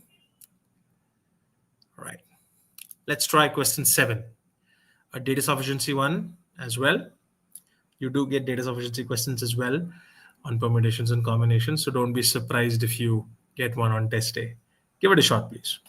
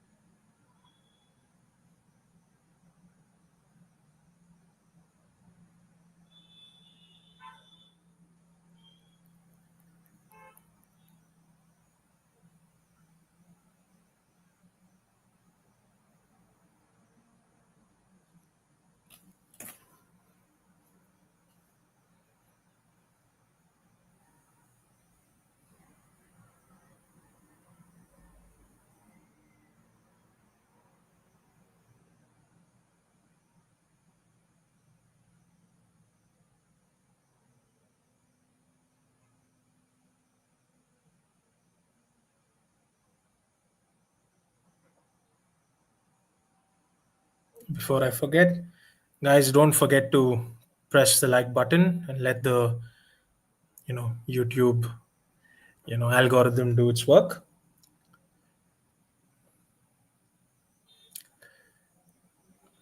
We'll take a quick 5-minute break once this question is done as well, so that we can move on to the next phase of a permutation. You can start putting your answers in the chat window.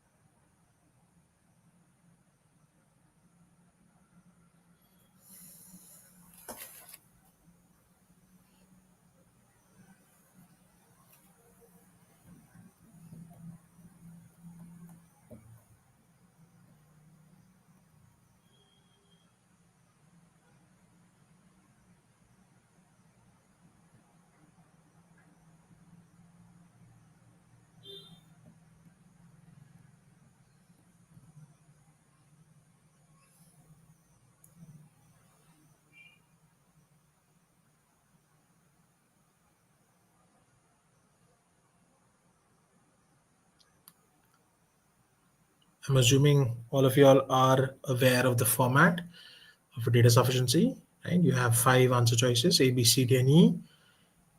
You would pick answer choice A if statement 1 alone is sufficient. You would pick B if statement 2 alone is sufficient.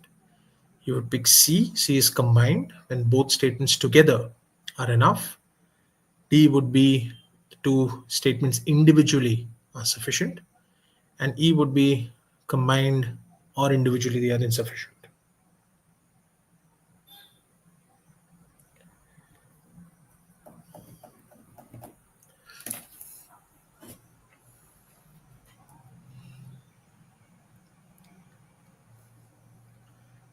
A simple one, not too difficult, but tests you on your in-depth understanding of a combination. So let's see.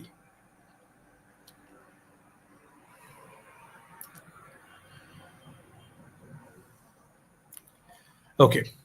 For those of you all who are not giving me an answer, right? I think it's between C and D. I see all the answer choices are between C and D. For those of you who didn't get to an answer, please type in where are you stuck on the question. Is there a point that you're stuck at?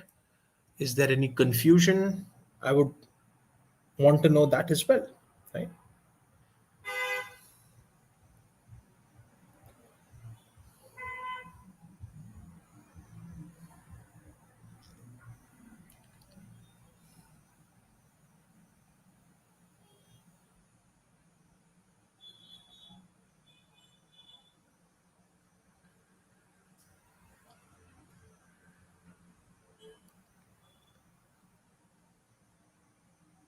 Okay. Guys, for those of you who are not getting it, can you type in the chat window where are you stuck? I'll also cater to that as well. There's around 60 people online, so I've got around 15, I guess.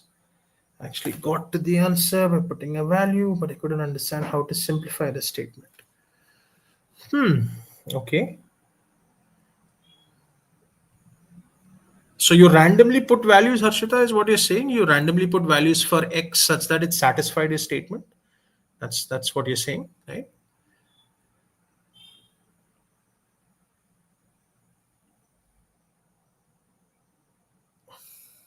Okay.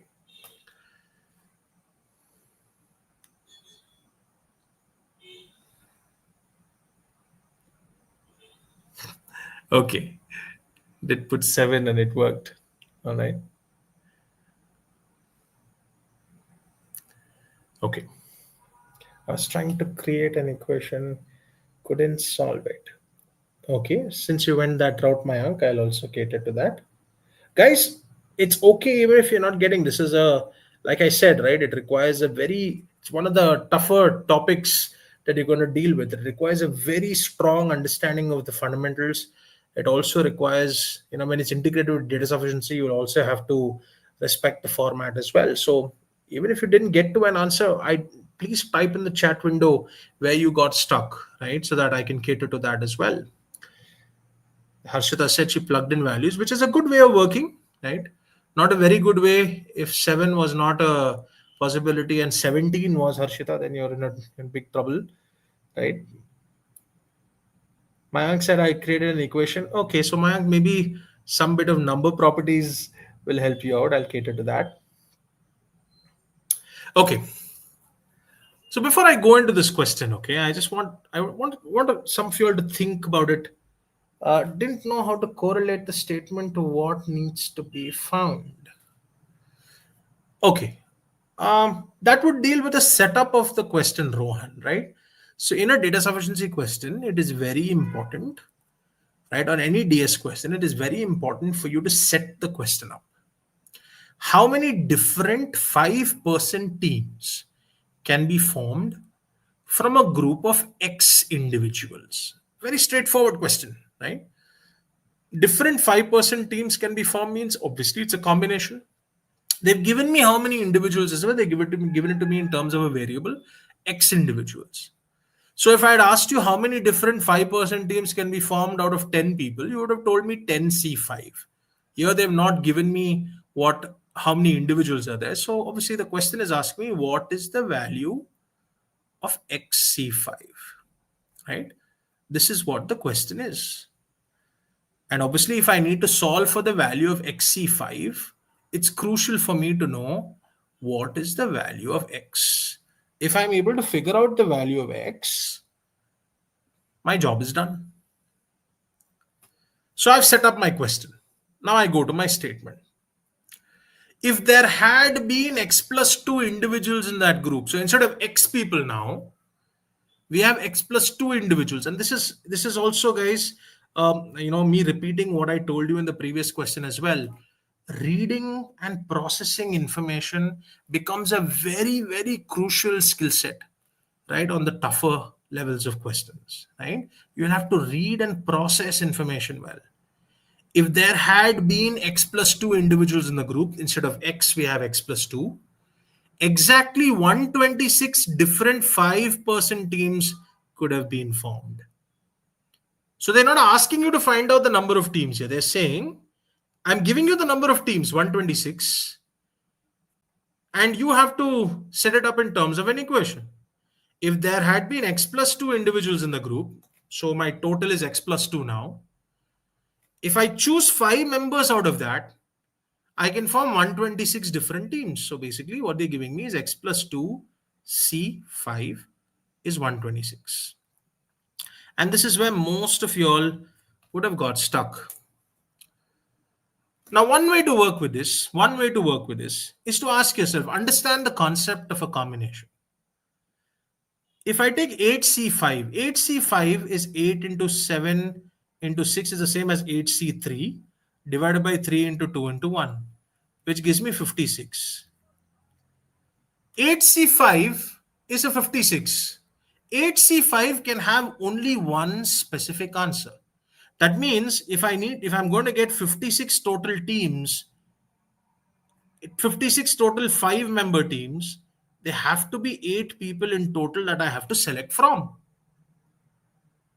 So the point I'm making is, if I have a fixed value of 56 and I know I'm picking a 5-member team, there has to be a fixed value on my, of the total number of members that can only give me a value of 56. So I know there's only one possible value that I can put in for x plus 2, that when I select 5 out of them, would give me an exact value of 126.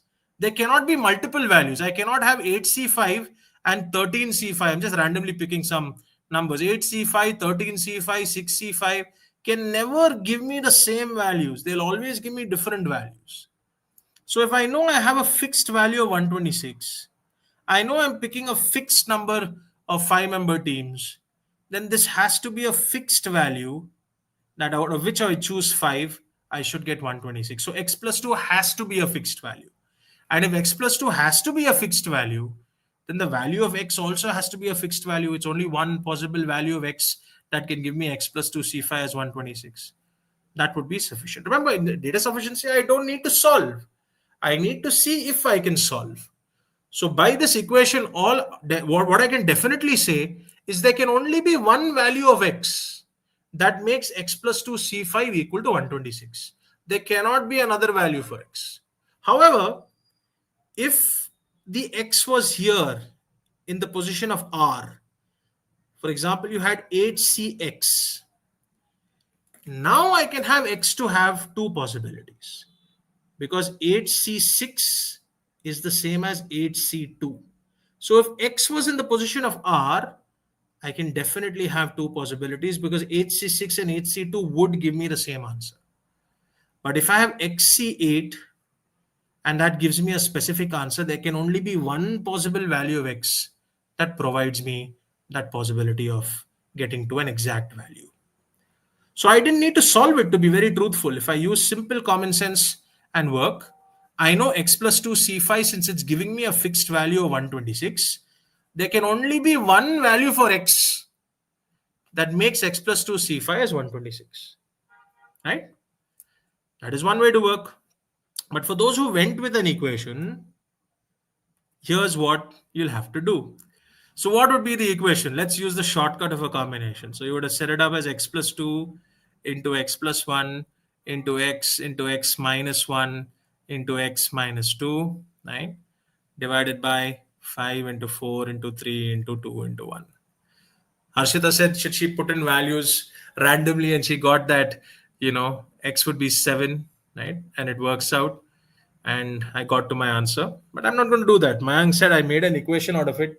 So let's see what happens with this. See, the problem is, for those of you who made this equation is equal to 126, you all should have used some amount of number properties to work with this. Right? And this is why this is a very beautifully crafted question, because for people who went this route as well, it is solvable. But not if you open up the brackets, if you look at it from a number property point of view. What do I notice here? On my numerator, I have consecutive numbers. X plus 2, x plus 1, x minus 1, and x minus 2 are all consecutive numbers. So if I take 5, 4, 3, 2, 1 and multiply it by 126 and I break down that number, If I'm able to write down the product in terms of consecutive elements, I will be able to map it to each of the terms on the left hand side. So I'm going to break down the 126. I'm going to, factorize it. So 126 would be what? 63 into 2. So 9 into 7 into 2. Right? I'm going to write this and I'm going to take the 5, 4, 3, 2, 1 also onto the right hand side. So for those of you all who went this route, this is what you're supposed to do.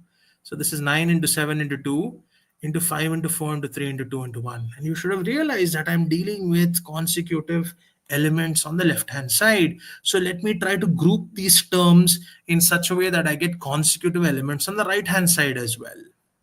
Right? So let's see how to work with it. Can I take a 9? 9, I can't combine 9 with anything else. So 9 is going to remain as is. I want consecutive elements. So prior to 9 would be an 8. So 4 and 2 would give me an 8. I have a 7 by default. So 7 is also done. I have a 3 and a 2. That would give me a 6. That's also done. And I have a 5 and a 1. That gives me a 5. So you see, I have represented my right hand side also in terms of consecutive elements. So this would be 9, 8, 7, 6, 5. So x would be 7, and that would be my answer. So the first statement is sufficient. And once you get to the first, the second is a piece of cake, right? If there had been x plus 1 individuals in the group, exactly 56 different 3-person teams could have been formed. So x plus 1 C3 is equal to 56. I would have stopped here itself. I would have said there can only be one value of x that makes x plus 1 C3 as a 56. And I would have said it would be sufficient. But for those who wanted to solve, x plus 1 into x minus 1 by 3 into 2 into 1 is equal to 8 into 7, right? So you see, again, I have 3 consecutive elements. That's 8 into 7 into 6. X would be 7 again. That would be enough as well. Delta. Got it? So for those who went that route of using algebra, better to identify consecutive elements and take that to your advantage and work with it. Got it? But an in-depth understanding, right, of NCR would have told you that there can only be one possible value of x that makes x plus 2 C5 as 126. Got to stop there, pick that to be sufficient, and moved on. Okay? Very, very good question. Don't assume that permutations and combination questions do not come in data sufficiency. They will. Okay? Beautifully crafted question, giving you an insight into this topic, right? So this is what combinations is, right? Very simple. Follow the structures, use visualization, set up the math exactly the same way as you would make selections in real life. But remember, what takes priority is how you read, how you visualize, how you set up your logic. All right? Let's take a break for maybe a 5-minute break. Gives me also some time to cater to a couple of doubts, couple of questions. We'll be dealing with the next bit, slightly more difficult bit. We're going to deal with permutations. Again, we're going to do a deep dive into permutations, set up structures to work. We'll deal with permutation of alphabets, permutation of words. If time permits, I'll also get into something that is not too tested too much, but I'll leave no stone unturned. We'll also look at distributions as well. Okay, 5 minutes. I'm here online as well. So anybody want to drink some water, grab a bite to eat, please feel free. Anybody need to log out, please do so. The session is going to be uploaded as soon as it's done. Okay, any question, guys? You can ask me now. I'll give you the 5 minutes before we start the second bit. What category does this question fall under? I don't think it's I would say a medium to hard, right? See, it's very difficult for me to say that on this topic, Fanindra, because right, how the GMAT classifies questions into easy, medium, and hard is based on the actual responses of test takers. And normally, what happens on these kinds of topics, right? test takers normally either leave the question or they get the question wrong, right? So the data is very skewed. Okay, so I would tell you my perspective of it, but GMAT data would give you something otherwise, right? Can you suggest some good tips for data sufficiency? Got my exam in 2 weeks, and this is the only topic that troubles me a lot. Harshita, there's no. Um, I think I've done a data sufficiency discussion long back. I think on GMAT Club itself. If you can pull up that video, it is maybe 5 years or 6 years back. It may not be very relevant because some aspects of the data sufficiency, like algebra and pure math, is not tested now. But it at least puts in the framework of how exactly you need to break down a question on data sufficiency. Okay.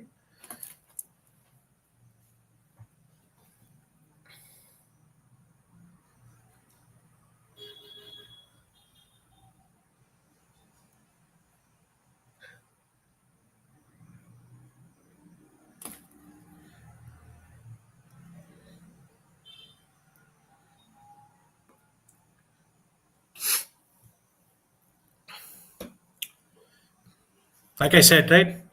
Data on this is very skewed. If I was working with this question, I would just write x plus 2 c5 is 126 and then pick that to be sufficient and moved on, right?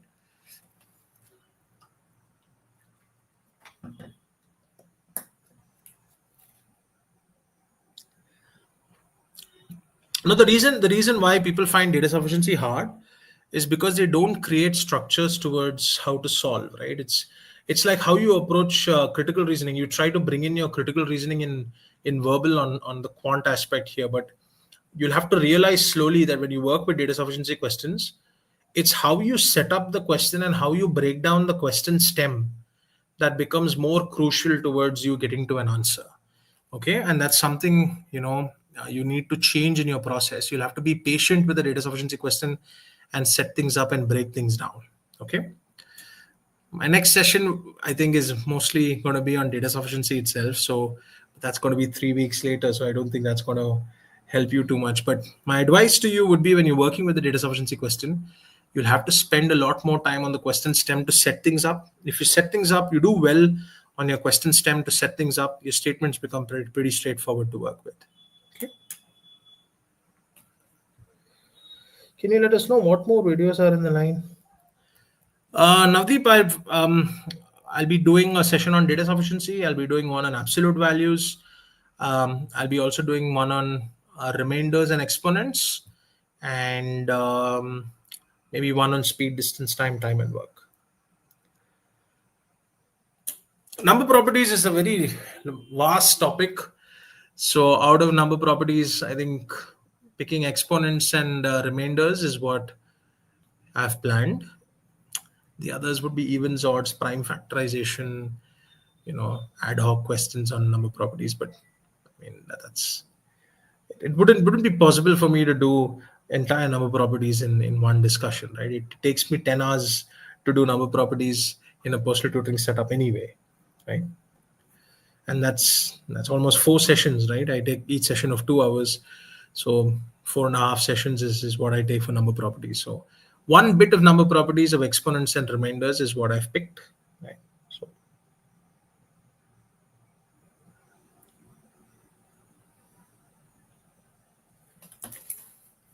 the thing with number properties as well, right, is there's just so many um, minute concepts that it would be very difficult for me to stuff everything into one session. And for each minute concept, you can have a question as well, right?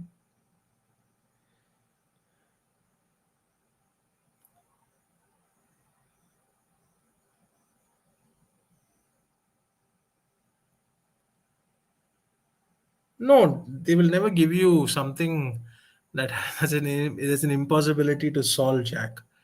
Okay, a person who designs a question for the GMAT is paid, a very large amount for each question, and the questions are vetted before being put into your pool of questions on test day, right? So they will never give you something that is wrong. They will never give you something that's not solvable. Okay, you can trust GMAT on that. If you get something like that, and you remember it coming out of test day and you sue them, I think you're in for a windfall, right?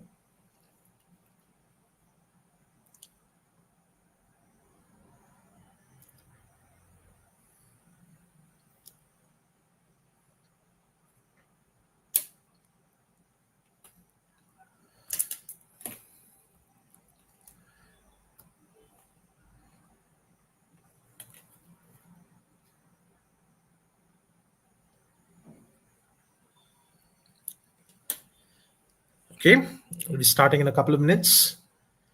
We'll be getting into a discussion of permutations. Again, I'll be discussing a lot of things. I'll be taking examples, setting up structures, and then we'll look at maybe a good set of 5, 6 questions going forward.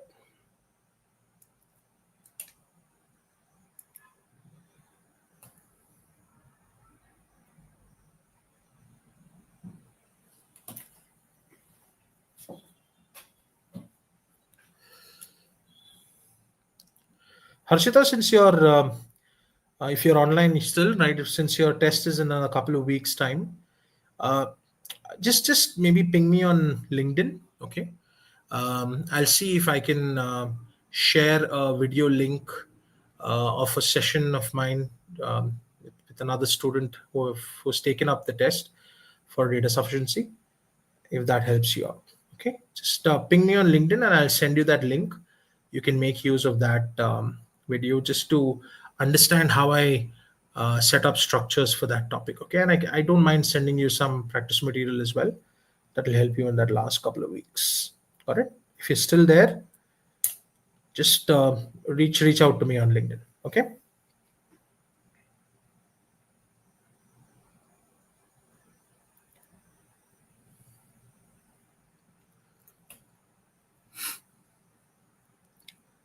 All right. Let's start.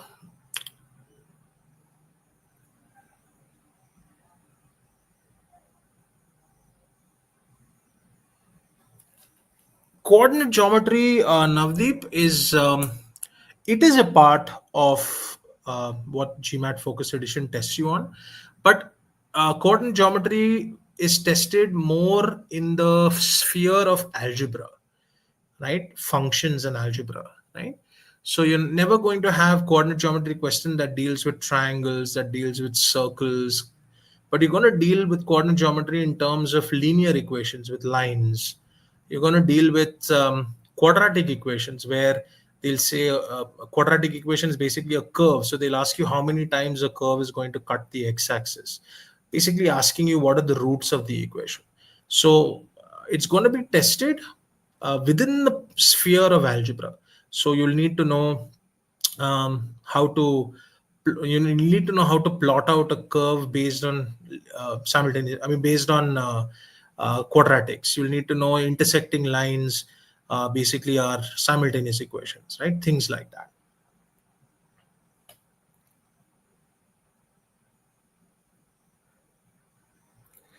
All right, let's go into a permutation.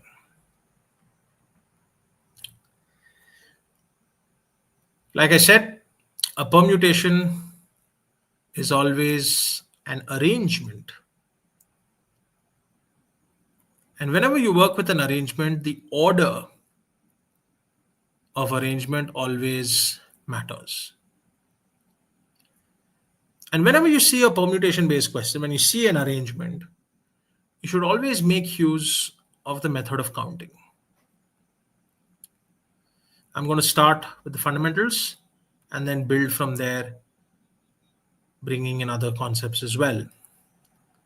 So, what is the method of counting? Let's say we have 5 people,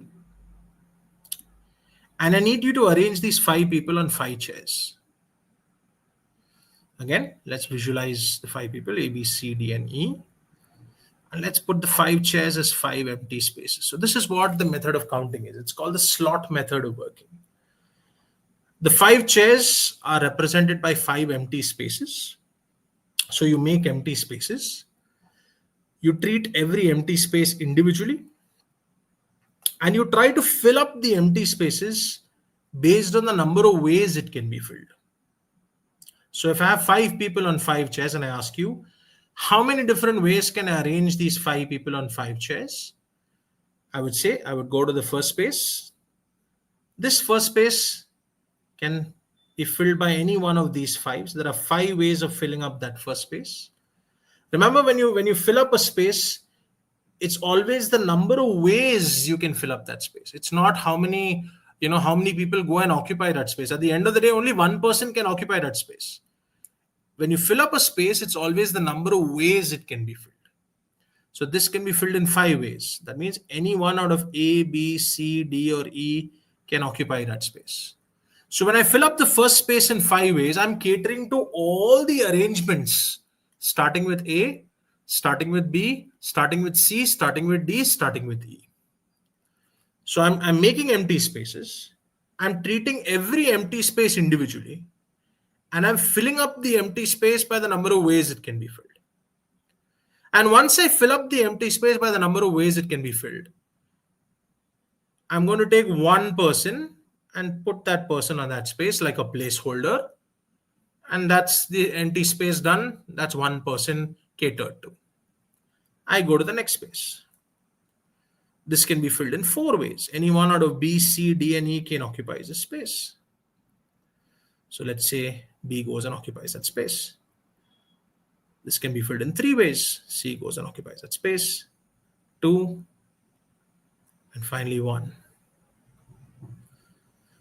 So the product of the number of ways of filling up each space would give you the total number of ways of arranging 5 people on 5 chairs. That would be 5 into 4 into 3 into 2 into 1. That would be 5 factorial, which would be 120. You can write it as a factorial as well. I prefer to leave it as a multiplication that way. So what do you do in the process of a permutation, the slot method of working? You make empty spaces. You treat every empty space individually. And you fill up the empty spaces by the number of ways it can be filled. Right? Once you fill up a space by the number of ways it can be filled, put a placeholder. That space is done. Move to the next space. Continue the same way. But what if I give you certain conditions? Right? What if I now take the condition, more nuanced question, and say there are 5 people. There are 3 boys and 2 girls. That's 5 people. And I want you to arrange these 3 boys and 2 girls on 5 chairs. And I give you a condition here such that a girl is always at the center.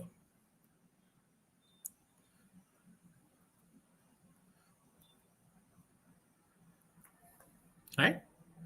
So again, I'm going to visualize this B1, B2, B3, G1 and G2. I need to arrange these 5 people on 5 chairs. So I'm going to make 5 empty spaces. And here I've been given a condition, right?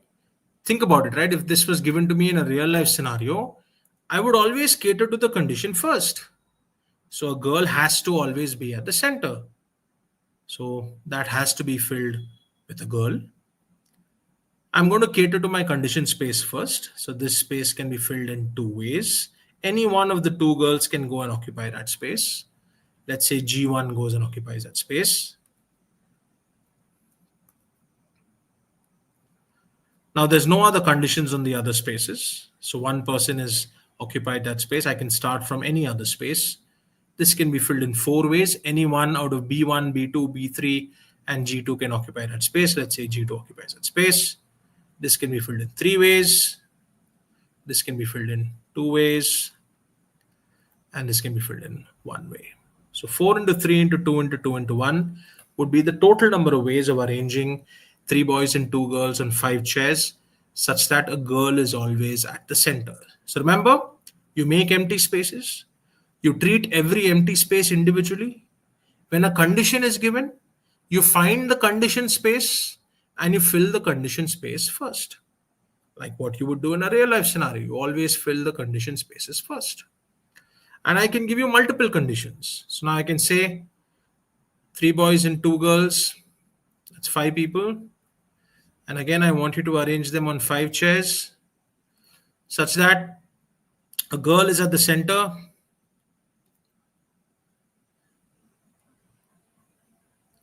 and boys are at the corners.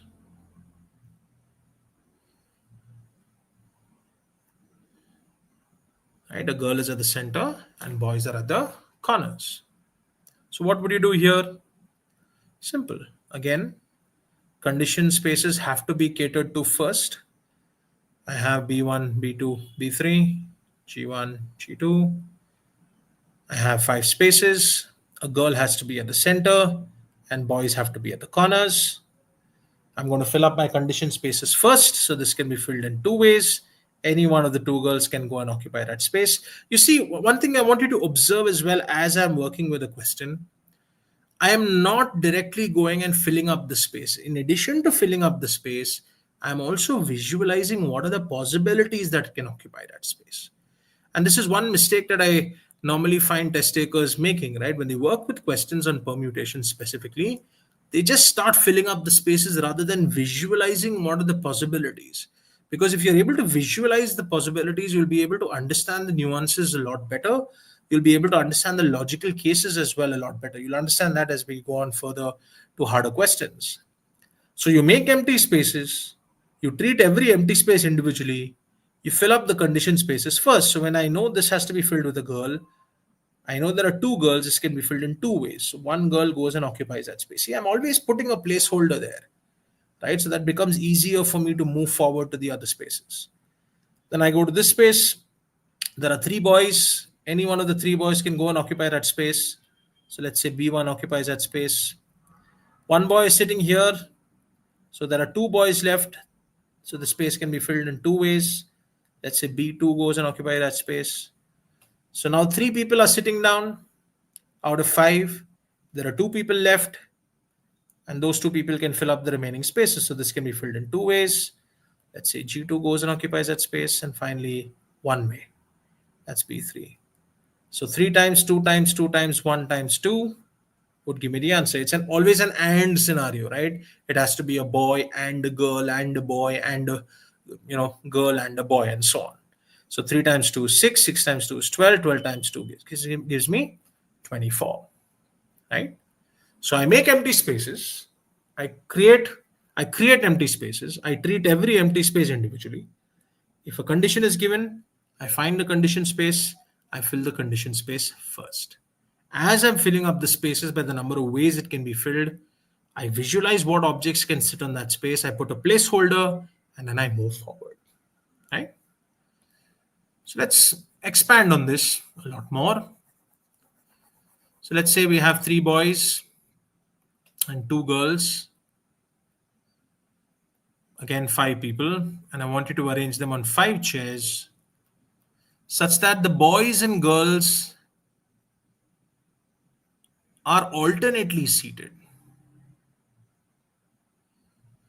Boys and girls are alternately seated. So, quickly, can you solve it? Give me the answer. 3 boys, 2 girls, 5 people. I want you to arrange them on 5 chairs such that the boys and girls are alternately seated. First, visualize. Don't directly get into putting in filling up the spaces. That's where your mistake will lie. Right? Visualize, create your visual setup, make the spaces. Ask yourself, what is the logic? I need the boys and girls to be alternate. How should the boys and girls be placed on that spaces? Then fill up the spaces. If G is already sits in the middle, how another seat is occupied in 2 factorial?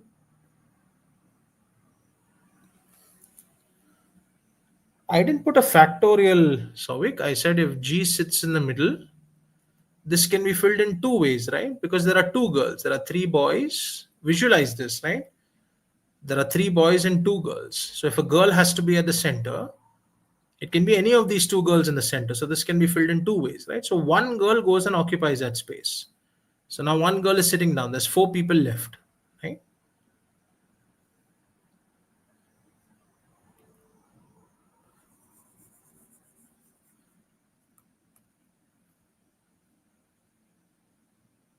I can first arrange the boys, place the girl. in the middle. I have to first ensure that the condition is taken care of, right? I have to place the girl in the middle first, fill up that space, and then cater to the remaining spaces. Condition spaces always have to be catered to first, right? So I need an alternate condition here, right? So I have 3 boys, 2 girls, 5 people. I need you to arrange them on 5 chairs such that the boys and girls are alternate. Now, for me to get an alternate arrangement, I have to have the boys and girls to be in this order. It has to be a boy, girl, boy, girl, boy. I cannot have the reverse. I cannot start with the girl, right? Because if I start with the girl, I'll have 2 boys, who are sitting next to each other towards the end, right? So boy, girl, boy, girl, boy. See, I'm not getting into filling up the spaces directly. I'm figuring out the logic first. So it has to be in this order: boy, girl, boy, girl, boy. Now I'm going to go into filling up the space. All spaces are condition spaces here, right? This has to be a boy, this has to be a girl, boy, girl, boy. So I can start with any space. So this can be filled in 3 ways. Any one of the 3 boys can go and occupy that space. Let's say B1 goes and occupies that space. This can be filled in 2 ways. G1 occupies. This can be filled in 2 ways. Since B1 is already sitting, there's only 2 boys left. So B2. This can be filled in 1 way. There's only G2. This can be filled in 1 way. There's only B3. So 3 times 2 times 2 times 1 times 1. 3 2s are 6. 6 2s are 12 would be my answer. Right? So like I said, make your spaces, cater to the condition spaces first. Set up your logic first. Do not rush through. Right? As we are going further, as I'm making the questions more and more complex, you'll realize that it's just filling up the spaces is not going to be the task. You'll have to work with logic as well. So let's change the numbers a bit slightly. What if I'd given you 3 boys and 3 girls? That's 6 people. And I want you to arrange them on 6 chairs such that the boys and girls are alternately seated again, right? 3 boys and 3 girls, that's 6 chairs, 6 people, 6 chairs, such that the boys and girls are alternate.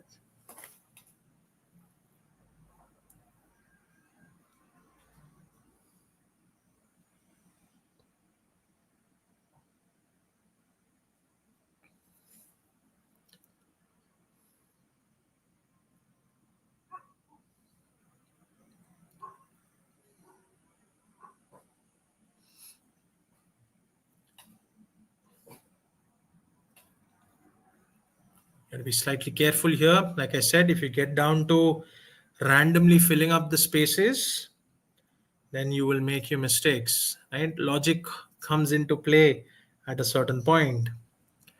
So I'm going to write down structures here, guys, right? I'm going to write down structures and I'm going to break down this question, okay? I'm going to add to the structures going forward as well. When you work with a permutation question, you need to read, you need to visualize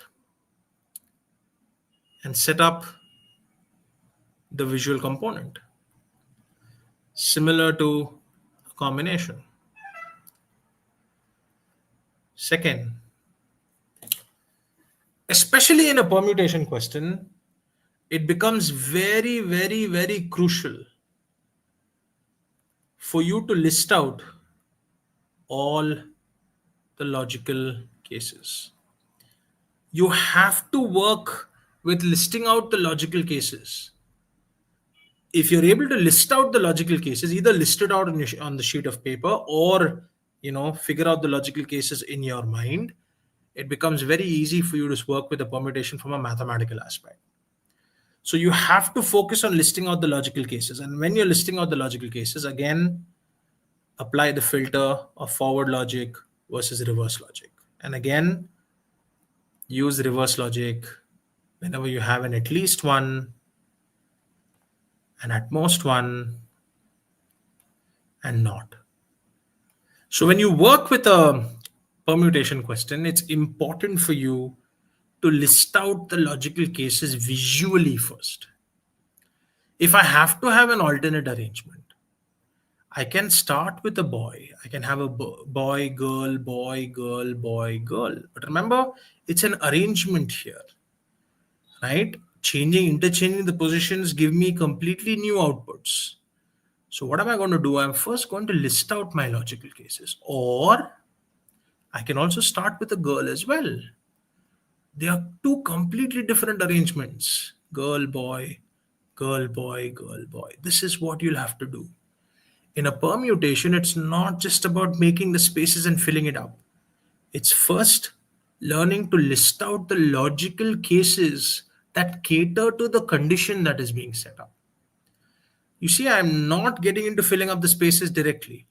I'm figuring out the logic first. I'm listing out my logical cases. The beauty of a permutation, though, is once you list out your logical cases, once you're able to list out your logical cases, you can always solve for one case and multiply the answer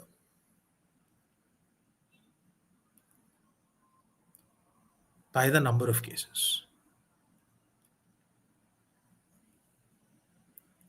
You can always solve for one case and multiply the answer by the number of cases. So I have two cases here where I can have an alternate arrangement. So I can solve for one case. So this has to be a boy. So this is three ways. One boy goes and occupies that space.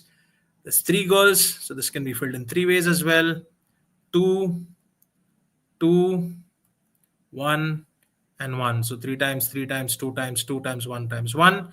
Three threes are nine, nine twos are 18, 18 twos are 36. But I have two such cases. So into two, which gives me 72. Some of you all would have said I can have six possibilities on the first space as well, taking the boys and girls as one. That's also absolutely fine, right?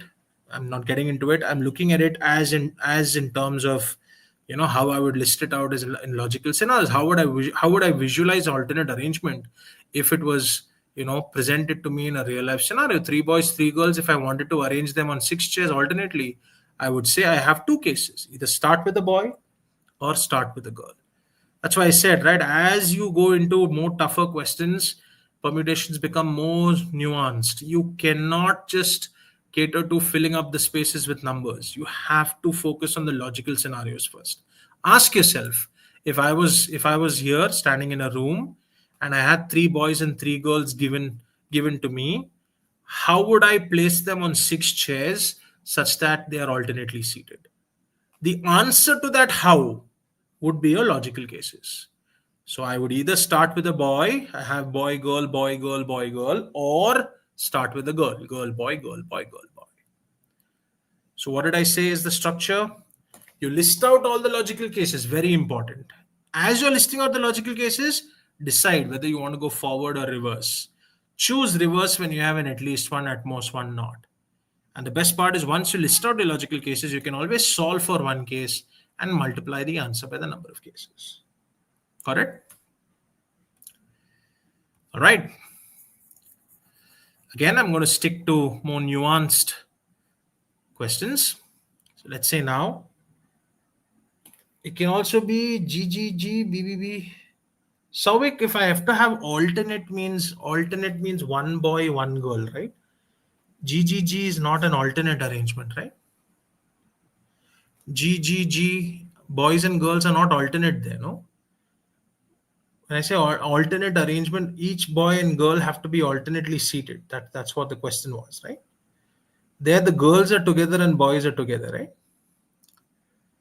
All right. So let's say we have three boys and two girls, five people, and I want you to arrange them on five chairs. We'll look at two ways of solving such a question. We'll also learn a concept here, such that the girls are always together. Let's solve it logically using the structures we've set up. And then I'll also add something called a togetherness concept that you can carry forward. Right? Three boys, two girls, five people. I want you to arrange them on five chairs such that the girls are always together.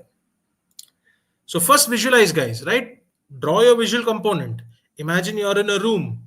There are three boys in front of you. There are two girls. You have five chairs.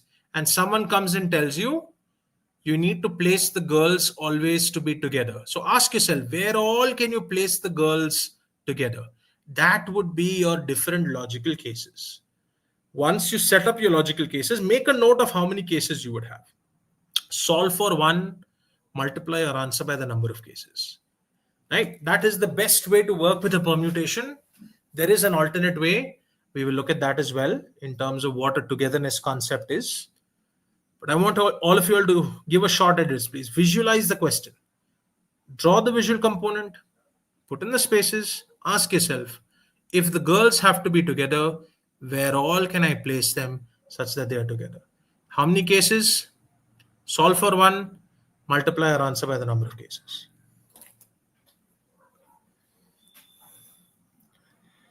No, some of you are still not visualizing it. You need to ask questions. I told you permutations are more trickier than combinations. If you don't figure out the cases, you're in trouble. So the question you need to ask yourself, I have three boys and two girls in front of me.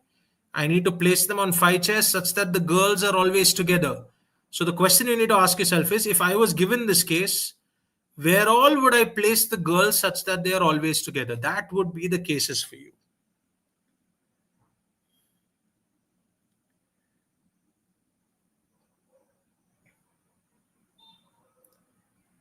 Okay, some of you all know the togetherness concept.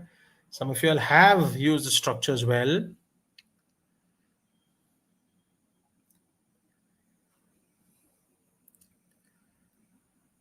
Okay. So see, this is what I want you to do. For those of you who gave me 24 as the answer, guys, what you're not doing is, again, see, you're not visualizing the question and you're not asking the right questions in your head. You're directly getting into filling up the spaces. I want the girls to be always together. So the question I'm going to ask myself is, if I have these three boys and I have two girls, where all can I place these two girls such that they are always together? So they can always be together on the first two spaces, or they can be together on the next two spaces, or they can be together on the next two spaces, or the last two spaces. So how many cases do I have? I have four such cases. This is the best way to work, right? We look at the alternate, but whenever you work with a permutation, ask yourself, what are the different cases that I can have based on the condition that is given? How would I place the girls such that they are always going to be together? They can be placed on the first two chairs, next two chairs, next two chairs, next two chairs. That's four such cases. I can solve for one case. I can solve for one case and then multiply my answer by the number of cases. So this can be filled in two ways. One girl goes and occupies that space. This can be filled in one way. This can be filled in 3, 2, and 1. So 2 3s are 6, 6 2s are 12. And I have four such cases. So 12 times 4 gives you 48. So you see what I'm doing? I'm using visualization. The question I'm asking myself is, how can I place the girls such that they are always together? Right? Figure out the cases, solve for one case, multiplied my answer by the number of cases. So 12 times 4 gives me 48. And this is the structure that I'll always follow when I'm working with all permutation questions. But whenever you have a quantity that is together, right, you can use an alternate process as well. And it's good to know this alternate process. Whenever you have any quantity that is supposed to be together, you can use what I call the togetherness factorial. You can use what I call the togetherness factorial. What is the togetherness factorial? How do you work with this? Any quantity that is supposed to be together, in this case the two girls, you count them as one unit. You count them as one entity. And you count all the other quantities individually. So you count the girls as one unit and the three boys separately. So 1, 2, 3, 4. You write down that factorial. So what does this 4 factorial take care of? What does this 4 factorial represent? It represents the arrangement of that group of two girls with the other 3 boys. 4 factorial would be the arrangement of that group of 2 girls with the other 3 boys. So 1, 2, 3, 4, write down that factorial. So in the togetherness factorial, whatever quantity is supposed to be together, you count them as 1, count everything else individually, write down that factorial. That factorial takes care of the arrangement of that group with the other quantities. But then the 2 girls within the group can also be arranged among themselves. So what do? You go back to the quantity that is together. The 2 girls can be arranged among themselves in 2 factorial ways. So 4 factorial times 2 factorial would be 4 into 3 into 2 into 1 into 2 into 1. 4 3s are 12. 12 2s are 24. 24 into 2 gives me 48. The same answer. Again, I'm repeating. Whatever quantity is supposed to be together, you count them as 1. You count everything else individually. Write down that factorial. That caters to all the arrangements of that group with the other quantities. But the people within the group can also be arranged among themselves. So you go back to the quantity that is together. You arrange the 2 girls among themselves in 2 factorial ways. And that's why I'm calling it the togetherness factorial. You make use of the factorial here to get to an answer. So 4 into 3 into 2 into 1 into 2 into 1 gives me 48. The same as what we got here as well. So if I ask you now to work the same question, I want you to arrange 3 boys and 2 girls on 5 chairs such that the boys are always together. You can make use of this, the togetherness factorial, if you understood it, right? Such that the boys are always together, right? You can list it out as well, going with a conventional way of working. If you're going with a conventional way of working, count out what are the cases you can have where the boys can sit together, solve for one, multiply or answer by the number of cases. But if you see that you have a quantity supposed to be together, the togetherness factorial process is always open to you, right?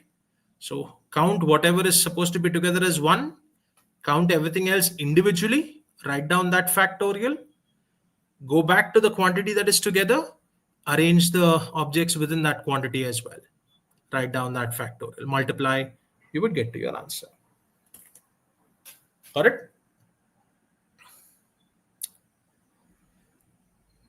Yes, 36 is good. So if the boys have to be together, I'll use the togetherness factorial here. B1, B2, B3, G1 and G2. I count them as one entity. I count the girls individually. So 1, 2, 3. I write down that factorial. That 3 factorial takes care of the arrangement of the group of 3 boys with the other 2 girls. But the 3 boys within that group can be arranged among themselves as well in 3 factorial ways. So that's 3 times 2. 3 times 2, which gives me 36. That would be my answer. Got it? In the same question, if I asked you, in how many ways can you arrange 3 boys and 2 girls on 5 chairs such that the girls are not together?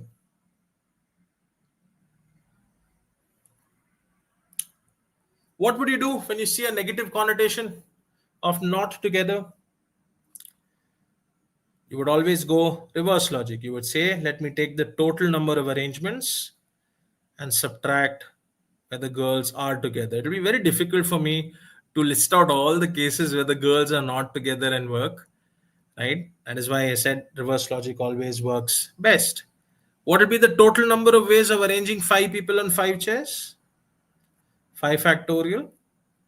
And we've solved for the girls are together, right? The girls are together would be 48. So that's 120 minus 48, which would be 72. So whenever you have a not scenario, reverse logic is always your best bet. Got it? So what is a conventional process of working the permutation? Always visualize, set up the visual component, list out your cases, visualize and list out your logical cases. If you're able to list out your logical cases, you can always set up one case and multiply your answer by the number of cases. If you see that you have a quantity that's supposed to be together, you can always use the togetherness factorial to break things down. Okay. Now let's make it more nuanced.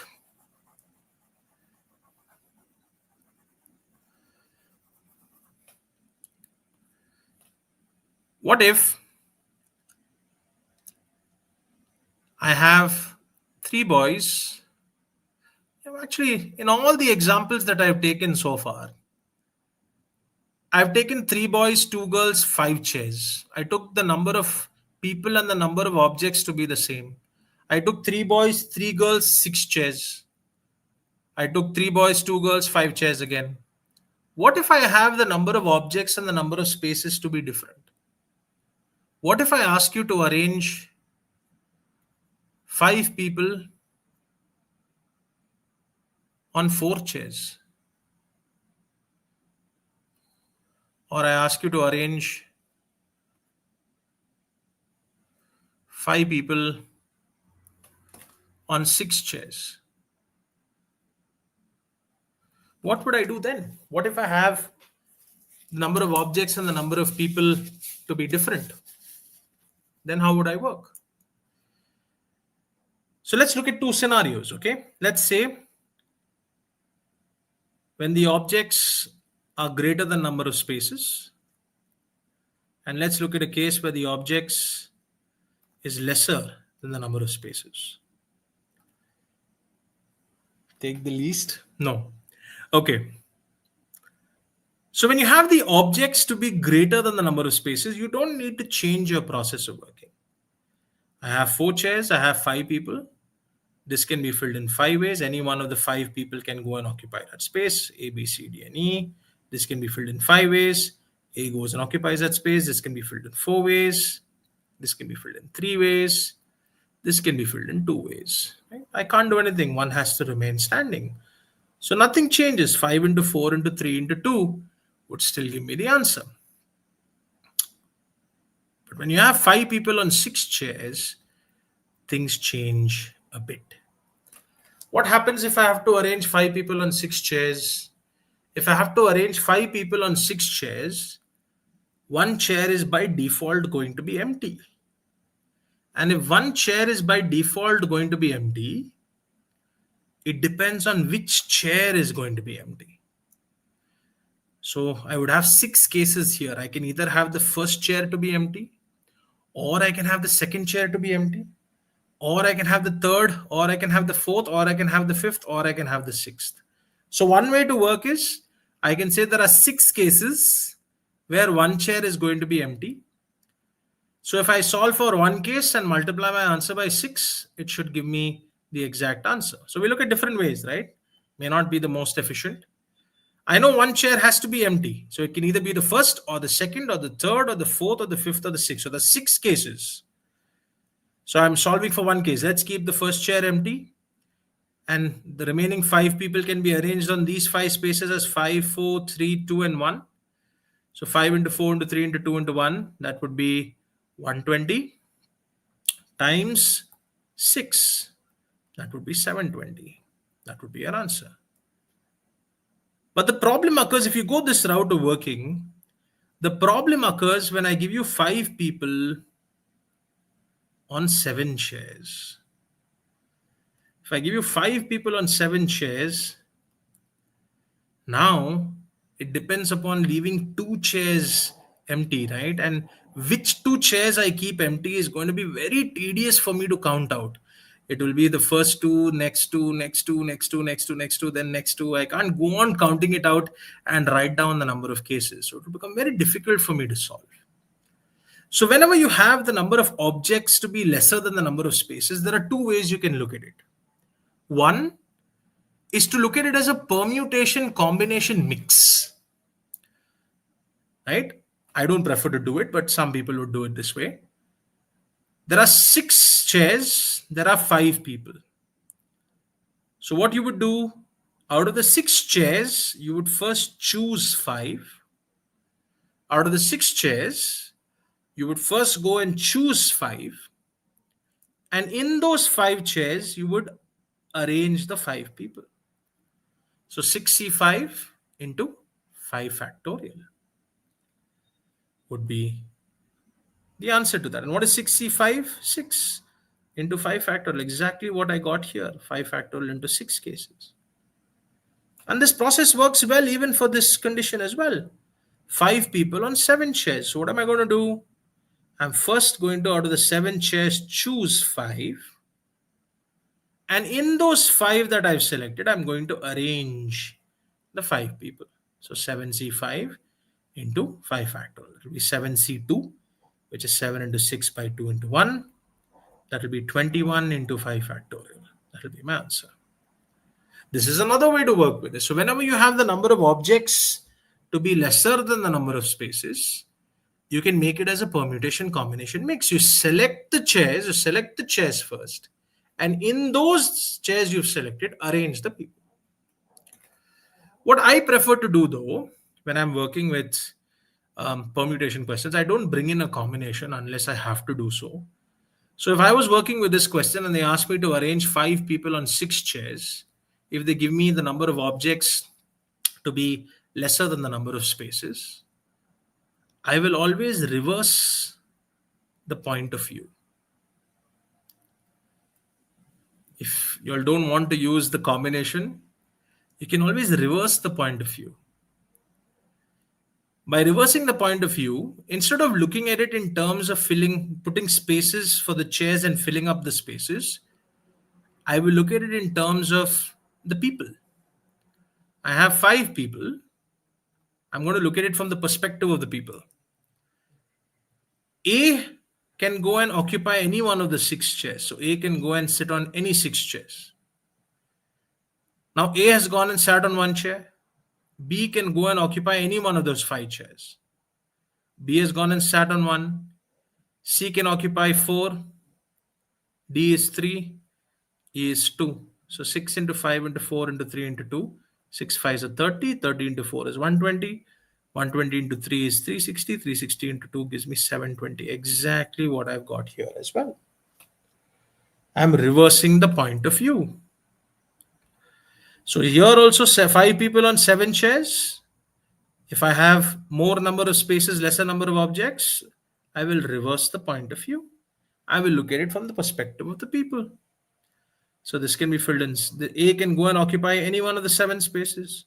B can occupy 6, 5, 4, 3. So 7 into 6 into 5 into 4 into 3. This is 21 into 120. 7 into 3 is 21. 6 5s are 30. 30 into 4 is 120. Gives you the exact same answer. So whenever you have the number of objects to be lesser than the number of spaces, you can always reverse the point of view and work with it. Or you can use a combination permutation mix. You can select out of those chairs how many you need, and on those chairs you can arrange the objects there. Got it? Yes. So don't assume that the number of spaces and the number of people have to always be the same. It can be different, right? So if you have the number of objects to be greater than the number of spaces, don't change your process of working. But if you have the number of objects to be lesser than the number of spaces, you always reverse the point of view. All right? Any doubts on this?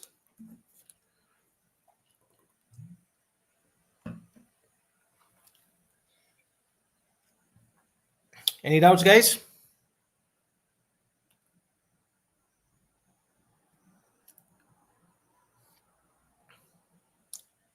Okay.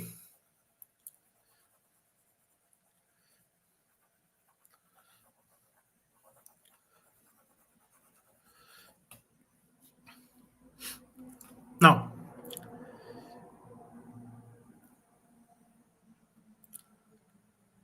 I said whenever you work with permutations, you make empty spaces, you treat every empty space individually. When a condition is given, you find the condition space, you fill the condition space first. See, whenever you have conditions, right? Conditions given to you can be of 2 types. You can have positive conditions, you can have negative conditions. A positive condition would be something like A or B can sit on chair 1. A negative condition would be like C or D cannot sit on chair 2. Whenever you have multiple conditions given in a question,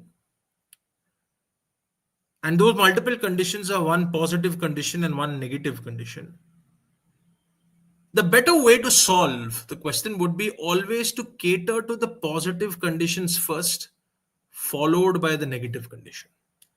Positive conditions will always be catered to first. It's like what you would do in real life, right? If I say that Aditya or Anirudh has to sit on the first chair, you would take Aditya and Anirudh and place one of them on the first chair and then move forward and worry about the conditions later. So when you have multiple conditions, it's better for you to solve for the condition spaces first, the positive condition spaces first, followed by the negative condition spaces. You can do the negative condition spaces as well, but then you'll have to split up into cases, right? So let's take an example, right? So that you understand what I mean. So let's say we have 5 people, and those 5 people are A, B, C, D, and E.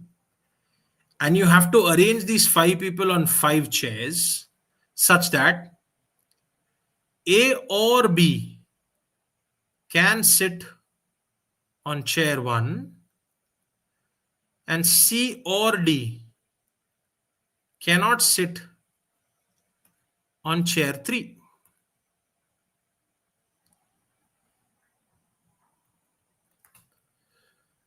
Why don't you all give a shot, please, and then see, what would be your answer? Give it a shot. And for people who want to explore trying the negative condition first, tell me what problems you face. Okay? And we'll see how to cater to the problem as well.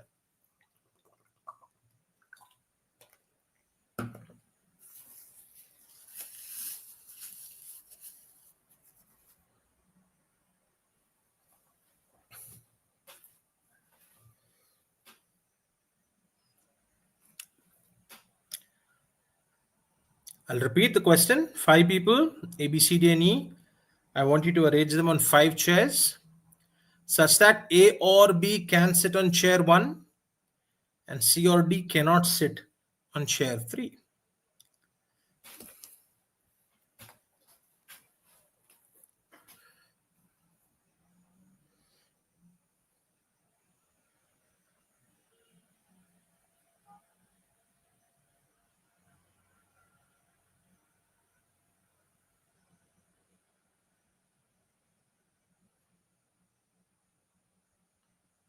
For those who are getting your answer, explore the possibility of catering to the negative condition first and then going to the positive condition, and tell me what problem you face.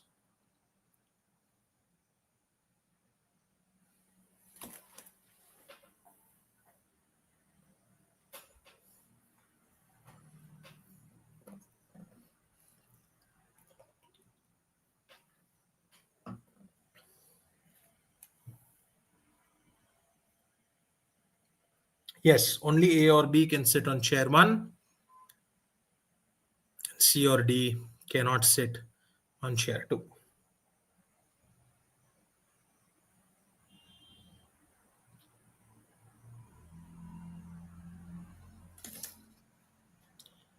For those who gave me 24 as the answer, explore going with the negative condition first and then catering to the positive condition, and tell me what is the problem that you face. Okay, Harshita says 32. Okay. All right, let's look at it. Okay. Like I said, catering to the positive conditions first will always aid you better. So I'm going to cater to the positive condition first. There are 2 condition spaces. A or B can sit, only A or B can sit on chair 1, and C or D cannot sit on chair 3. So I'm going to first fill up the positive condition space. So this can be filled in 2 ways. Any one out of A and B can occupy that space. So one person goes and occupies that space. So I'm putting A as my placeholder there. For those of you all who gave me a wrong answer, you all wouldn't have visualized who goes and occupies that space. So you all have messed up the number of, the numbers that you put on the other spaces. Remember, guys, it's not about putting the numbers in this in permutations. Once you fill up a space, visualize what are the possibilities, put a placeholder. So A goes and occupies that space. Now, I go to my next condition space. C or D cannot sit on chair 3. So C cannot sit on chair 3. D also cannot sit on chair 3. A is already sitting on chair 1. So I cannot have A, C, or D to sit on this space. It can only be B or E. So this can be filled in two ways. So B goes and occupies that space. I'm done with my conditions now. Right? I'm done with my conditions now. Two people are sitting down. There's no more conditions left for me to cater to. This can be filled in three ways. This can be filled in two. This can be filled in one. So 3 twos are 6. 6 twos are 12. 12 twos are 24. You see, I got to my answer in one step. I didn't have to worry about things too much. So if you cater to the positive conditions first and count things a little carefully, you will get to an answer. Got it? But now let's explore the opposite, right? What if we cater to the negative condition first? Then what will we have to do? There is a learning from that as well that carries forward. So before we go into the alternate, did all of you all understand how I got to the numbers in each of those spaces? How I got to 24?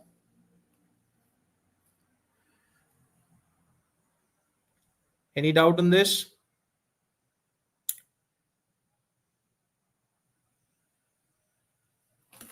Okay.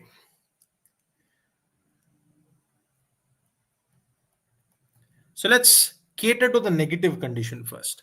And let's see what problems we face, okay? So I have two condition spaces, this and this. A or B, only A or B can sit on chair 1. C or D cannot sit on chair 3. Now, if I go with the negative condition first, I may get stuck at a point. I'll have to bail myself out by splitting into cases. And this is something that you should learn as well. C or D cannot sit on chair 3. So if C or D cannot sit on chair 3, what are the possibilities I have to fill up chair 3? I can have A, I can have B, I can have E. So that can be filled in three ways. The problem is one of them goes and occupies that space. So if E goes and occupies the space, A and B are still, available. So when I go to the first space, that first space can be filled in two ways. But out of the three possibilities for the third space, remember the three possibilities are A, B, and E. Out of the three possibilities, if B or A goes and occupies that space, when I go to the first space, there's only one way of filling up that space. So you see what's happening? Depending on which object occupies that space, it changes the answer on the other space. That is why sometimes, going with negative conditions will create a problem, but you can always bail yourself out here. And there's a learning from this as well that you should carry forward. So first learning, try to avoid these confusions by catering to the positive conditions first, then go into the negative conditions. If you still go with the negative conditions, if you're going with the negative conditions and you see the possibilities, you see the problem I'm facing. If I put in E here, this can be filled in two ways. If I put A and B to occupy the space, this can only be filled in one. I can't have two different answers for one space. So what does that tell me now to do? Since I have a problem there, it depends upon who's occupying that space. I need to split and work for it in two cases. And this is your learning. Whenever you have multiple condition spaces,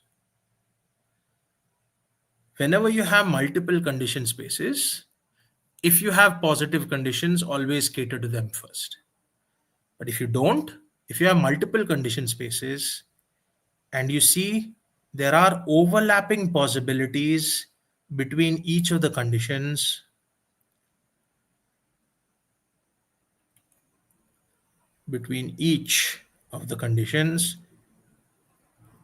this is an indicator to you that it's better for you to split and work for those overlapping cases separately.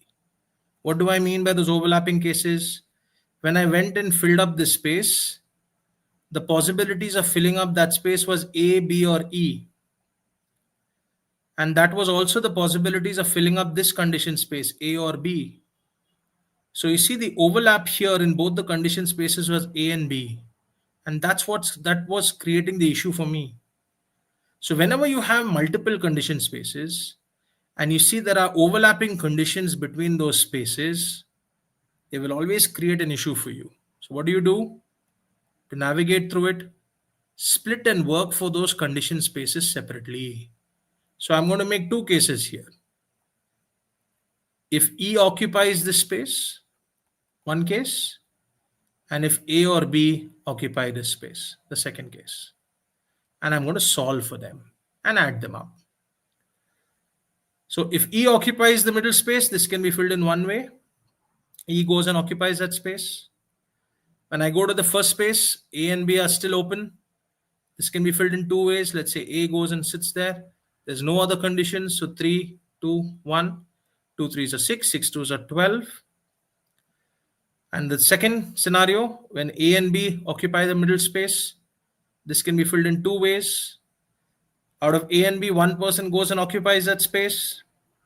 A is taken care of. B can go and occupy the first space. There's only one way of filling up this first space. The condition spaces are taken care of. This can be filled in 3, 2, 1. So 3 2s are 6, 6 2s are 12. So 12 plus 12 gives me 24. So whenever you have multiple condition spaces and you see that there is an overlap that is possible, there are overlapping possibilities, those overlapping possibilities will always create issues for you. It will change the answer depending on what occupies that space. It will change the answer on the other space. That's an indicator for you to split and work with it separately.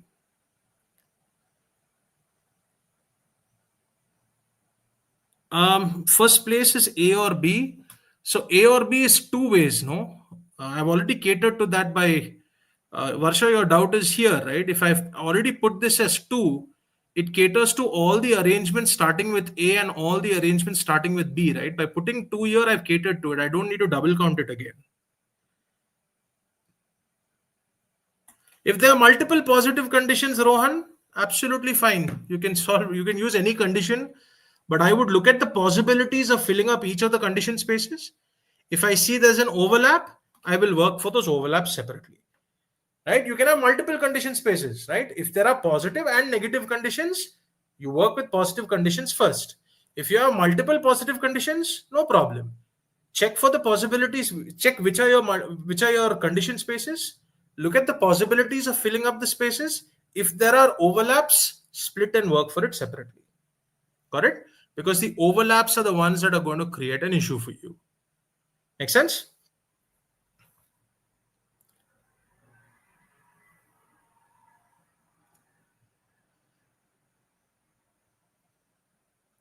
Okay.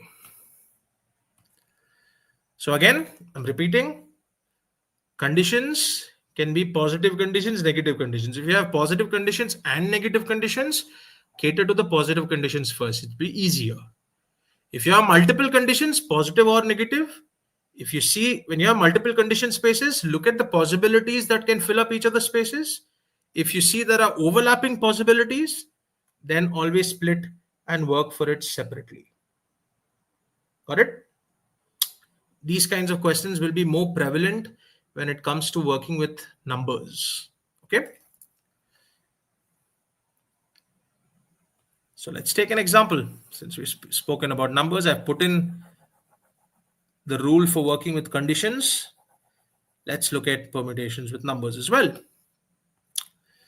So let's say I give you digits from 0 to 9. See, with numbers, when you're doing permutations of numbers and you're doing permutation of digits in a number and you're doing permutations of alphabet word, they are different from people on chairs in one way, right?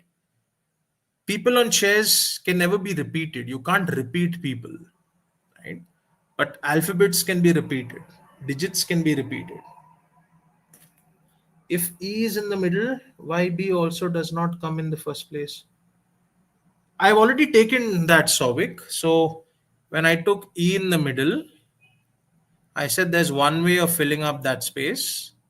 I went to the first space. This can be filled in A or B. So this can be filled in two ways, right? When I put this as 2, it means A can sit or B can sit. That's why I said in the beginning, right? In the beginning of the discussion, I said when you're filling up a space, it's the possibilities of filling up that space. Once you fill up the space by the number of ways it can be filled, then one object goes and occupies that space. So I have catered to all the possibilities starting with A, starting with B. At the end of the day, one person has to sit on that space, right? I can't repeat that person anywhere, no? So as a placeholder, I'm putting A. I could have put B also, it will not change the answer, but I've catered to A sitting there or B sitting there by putting the answer to be 2. Got it? If you're not understood, like I said, go back, look at what I said in the beginning, right? When you're filling up each space, it's the number of ways it can be filled. Once you fill up a space, you take one of the objects, place that person on that chair, forget that object, forget the chair. You're putting a placeholder to move forward. Got it? All right. So when we're working with numbers and we're working with alphabets, numbers can be repeated, alphabets can be repeated. So when you have a question with numbers or alphabets, they will always mention whether it's a with repetition scenario or without repetition scenario. With repetition means you can use any digit any number of times. Without repetition means you can only use the digit once. So if I give you the numbers from 0 to 9, that is a total of 10 digits. Let's actually list it out.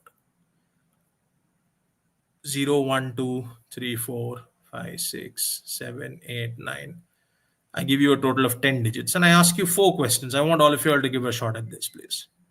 First, I want you to tell me in how many ways can you form a 4-digit number using the digits 0 to 9 with repetition.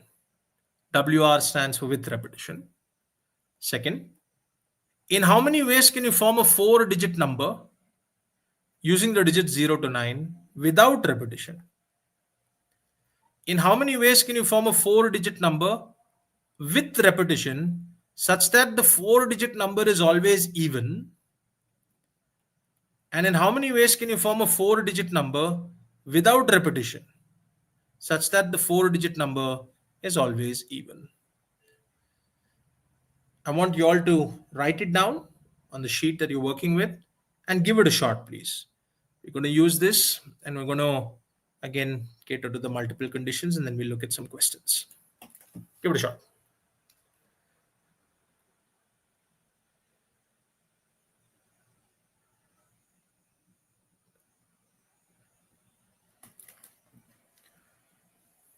Guys, remember, I want a 4-digit number using the digit 0 to 9 with repetition, without repetition, with repetition such that the 4-digit number is even, without repetition such that the 4-digit number is even.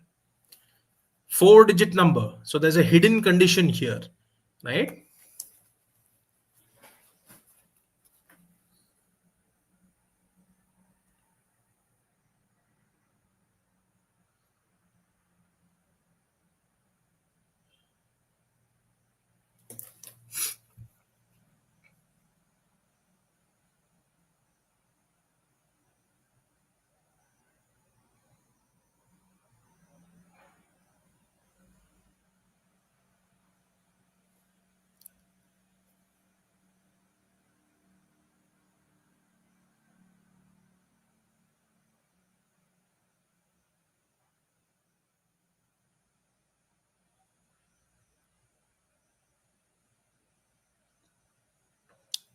Yes, Steve, that's the hidden condition, right?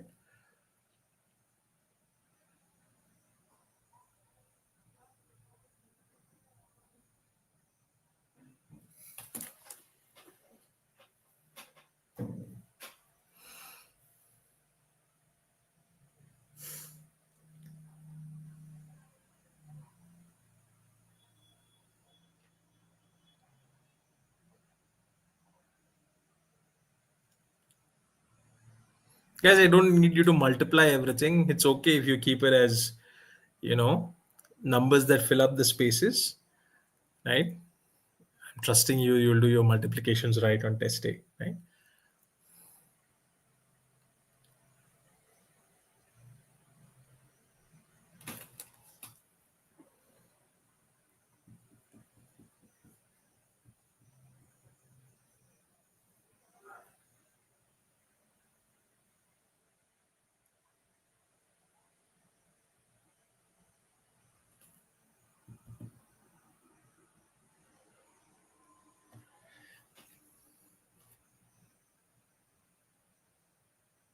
a minute more, and then we'll discuss.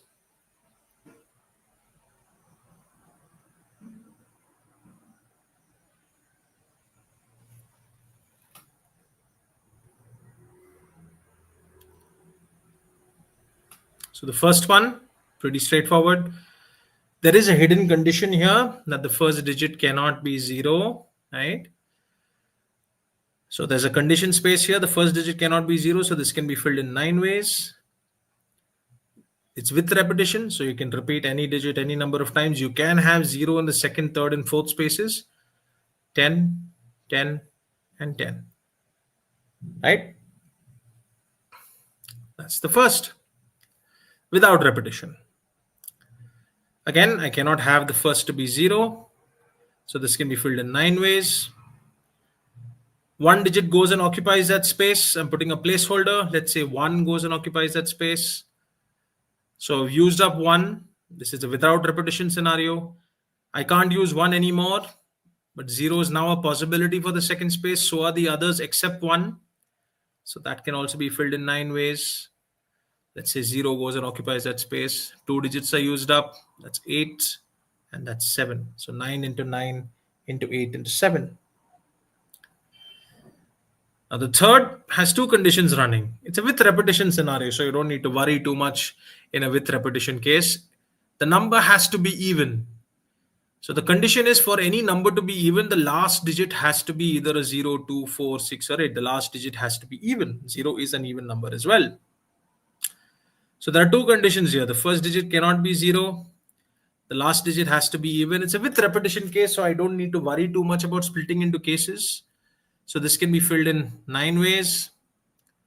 This can be filled in 0, 2, 4, 6, or 8. That's 5 ways. And then this is 10 and 10. Right? Okay with me so far? All right. Last. Now the last one is tricky, and the last one is where we have to think about this. When we have a case of without repetition, and I have multiple condition spaces running, I'll have to be very careful because based on one condition, depending on what sits on one space, it may change the answer on the other. So what are the conditions I'm dealing with? This has to be even and this should not be 0. So even is basically 0, 2, 4, 6, and 8. So what is the possibility here? 0. What is also a possibility on the first space? 0. So you see I have 2 conditions where 0 is a possibility.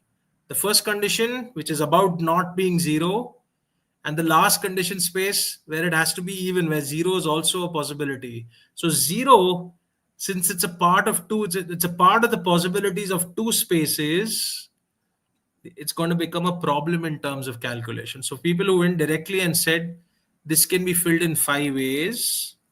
So let's explore that. This can be filled in 5 ways. So let's say 1 out of 2, 4, 6, 8 goes and occupies that space. Let's say 2 occupies that space. Now when I go into the first space, I can't use 2. I can't use 0 as well because I can't have a 4-digit number starting with 0. So this space can be filled in 8 ways. But out of the 5 possibilities of the last space, if 0 occupied that space, now 0 is used up.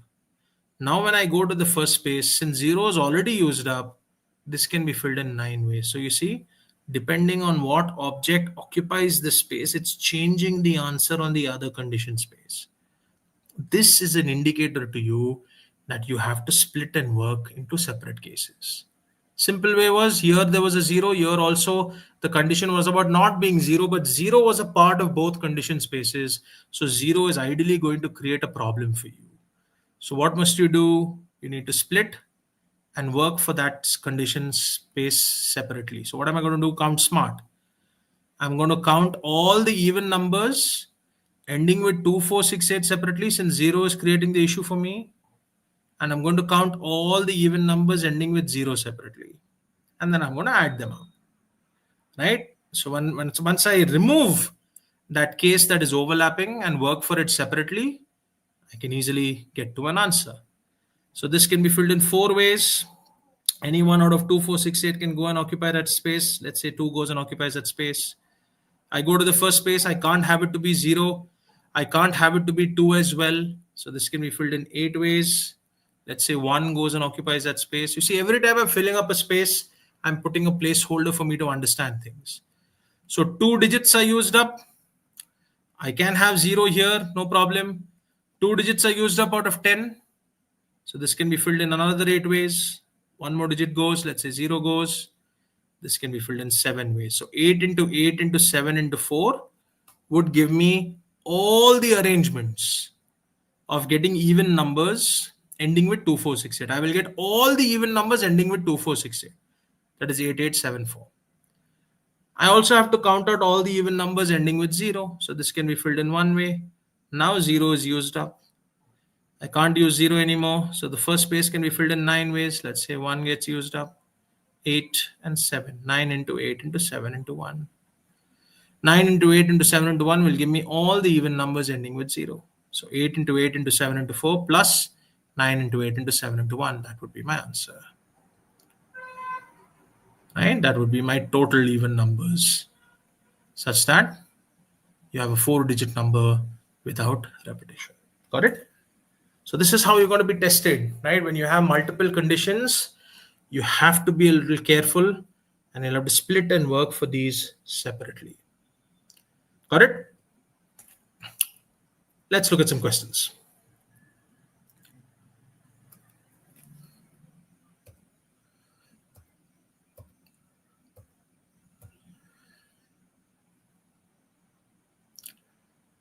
Okay. Give it a shot, please. Question 12.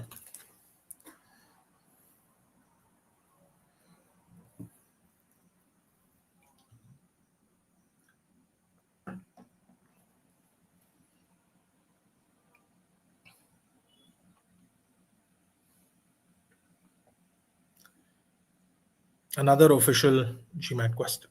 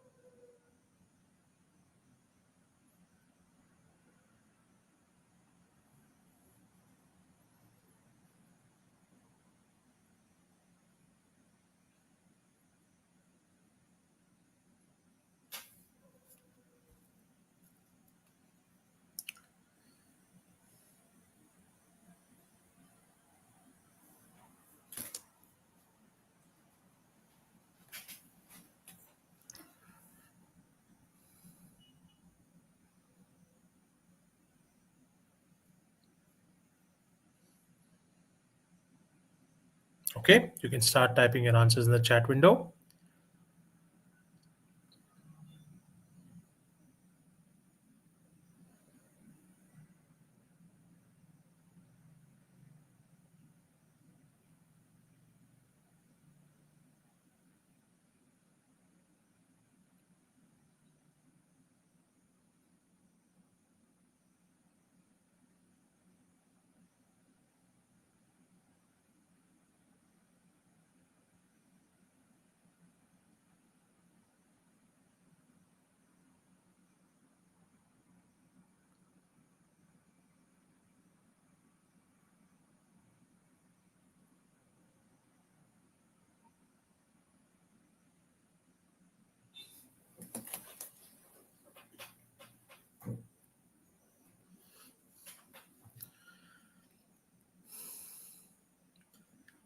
Guys, remember there's two conditions here, right? It has to be 700 to 999 means the first digit can only be 789, right? You should understand that that's a condition as well on the first space.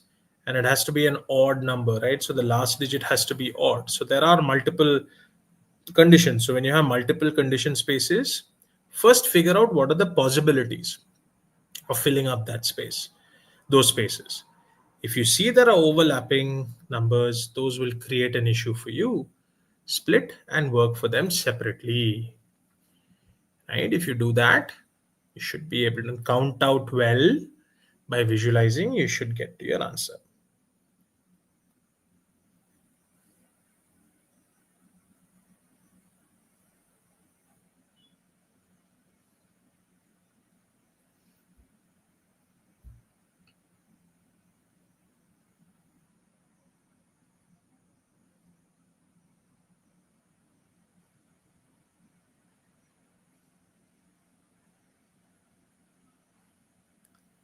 Like I said, more nuanced questions on permutations doesn't just work where you fill up the spaces, right? You have to visualize what objects occupy that space as well. Good.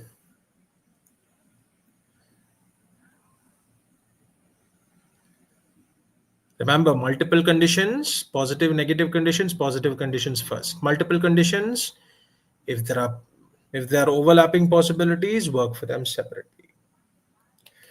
All right.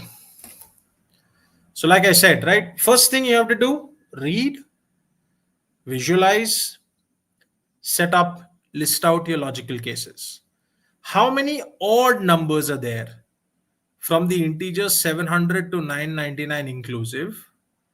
If every digit, okay, this question mark is not supposed to be there. If every digit of such an odd number must be non-zero and different. So first, figure out what the question is telling you. Every digit should be non-zero, so I should not use zero. So I'm only dealing with numbers from 1 to 9. And they have to be different, right? They have to be different. What is the meaning of that? If every digit of such an odd number must be non-zero and different, right? So I need to have non-zero digits. I need to have all of them to be different. So it's a case of without repetition. If I use a digit on one space, I cannot use it on another. So I'm going to first list out and figure out the logic. There are two condition spaces for me. The first condition is the first space can only be filled with 7, 8, or 9. And the second condition is it has to be an odd number. If it has to be an odd number, the last space can be filled either with a 1, 3, 5, 7, or 9. And I see there are two conditions that are running here, right? Since there are two conditions that are running here, I would look at both the conditions and see, are there any overlaps? 7 and 9 are overlaps. So that's going to create an issue for me. If I fill up one space, depending on what object sits in that space, it's going to change the answer on the other. So what am I going to do? I'm going to split this into two cases. I'm going to work for the overlaps separately. You can either create the overlaps for the first condition or the last condition. Anything would do. So let me do it for the last, right? I'll count the odds with 1, 3, 5 separately. I'll count this with 7 and 9 separately. So first case, this can be filled in three ways. Out of 1, 3, and 5, 1 goes and occupies that space. I go into the first space. It can be filled in any of the three ways, right? 7, 8, or 9. So two digits are used up out of a total of 9. So this can be filled in 7 ways. So 7 3s are 21. 21 into 2, 21 into 3 gives me 63. And if I have 7 or 9, this can be filled in two ways. Out of 7 and 9, 1 goes and occupies that space. This can be only filled with 7, 8, or 9. So this can be filled in two ways because 7 is occupying that space. So two digits are used up. This can be filled in 7 ways. Again, 7 2s are 14. That's 28. So 63 plus 28 gives me 91. You could have also split up your cases. For those of you who did it this way, did 7 and 9 separately, and then did 8 separately, you would still get the same answer. You want to do 7 separately, 8 separately, 9 separately, also fine. No problem. You would get the same answer. So 7 and 9. So this can be filled in two ways. 1 out of 7 and 9 is used up here. This is 1, 3, 5, 7, or 9. Since 7 is used up, this can be filled in four ways. Two digits are sitting down. 7, 7 fours are 28. 28 into 2 gives me 56. And here, since I have 8, this can be filled in one way. 8 is used up. This can be filled in any 5 ways. Let's say 1 goes and occupies that space. This can be filled in 7 ways. 7 5s are 35. 56 plus 35 still gives me the 91. So it doesn't matter, right? Which condition you start with doesn't matter. As long as you cater to the fact that when you have overlapping cases, you split and work for it separately. Got it? Yes? Any doubts?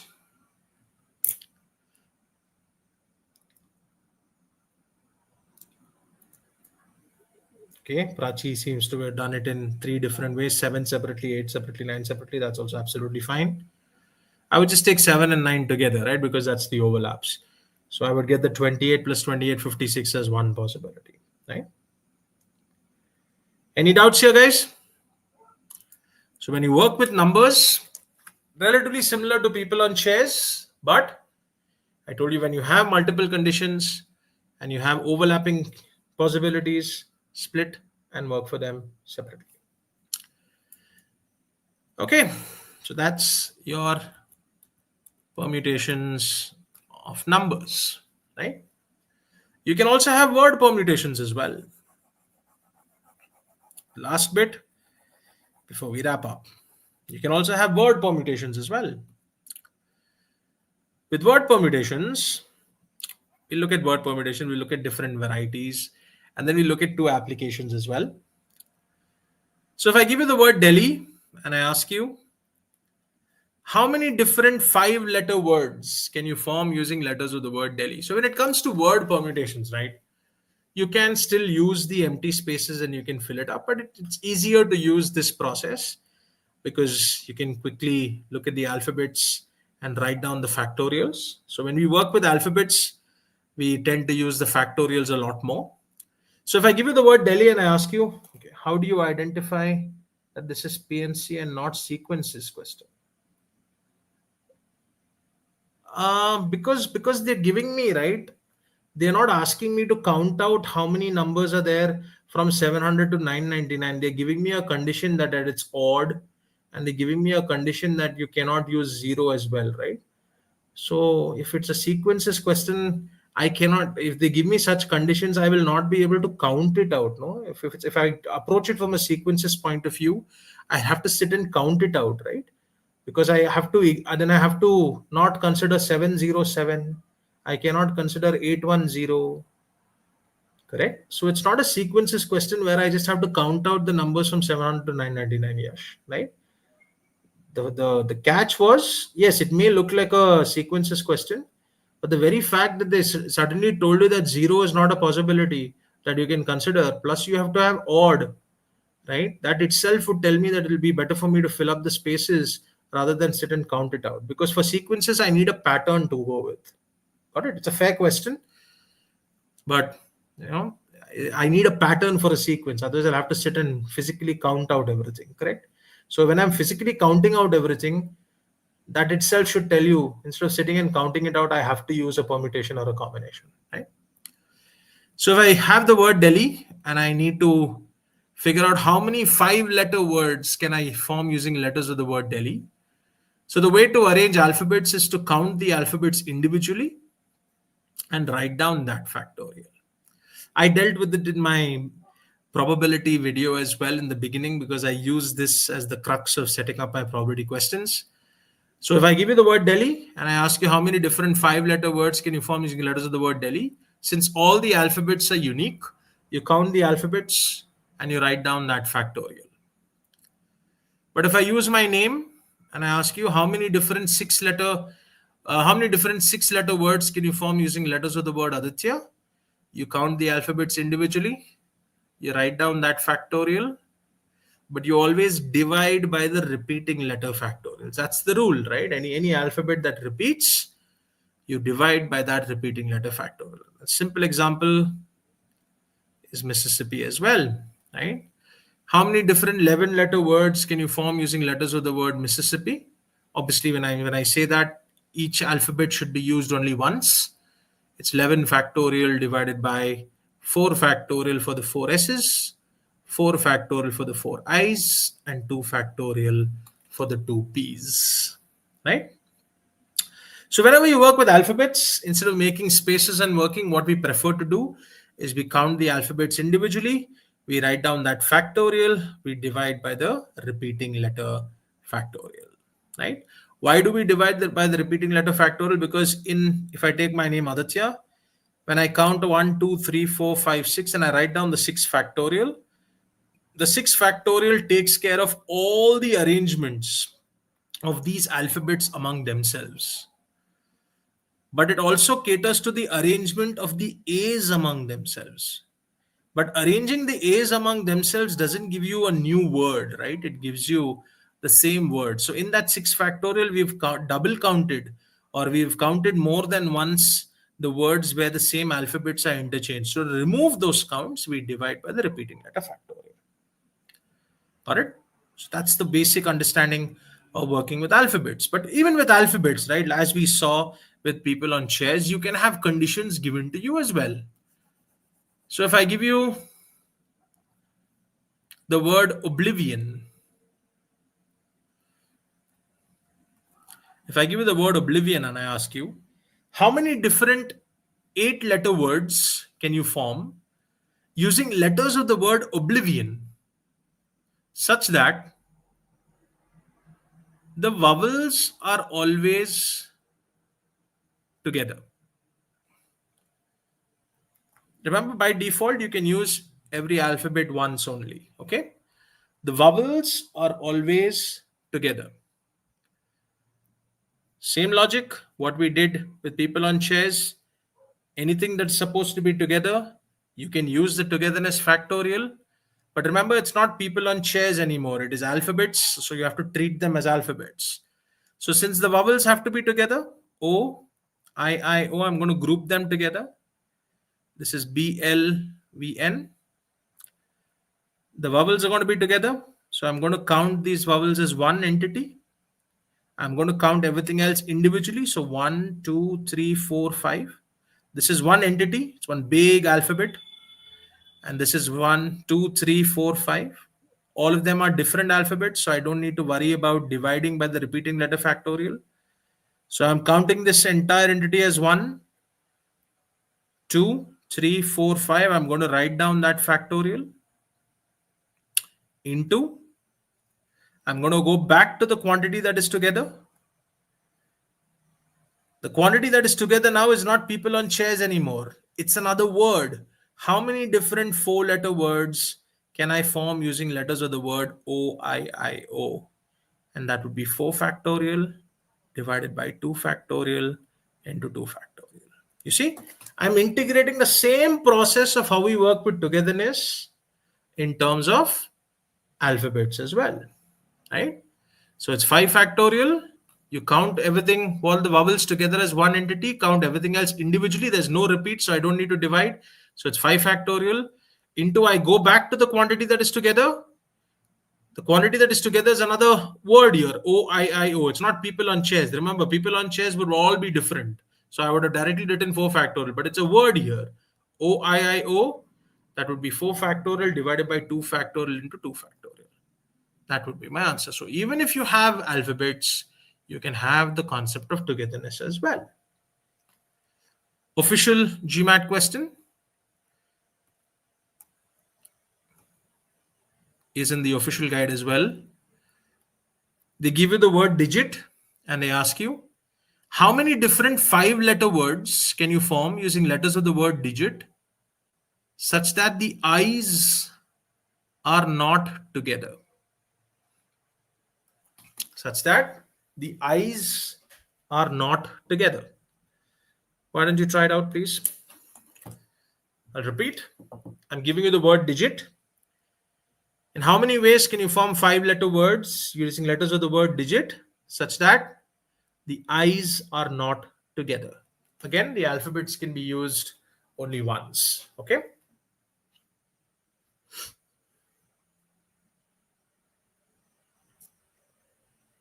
Anytime you see togetherness, think about the togetherness factorial.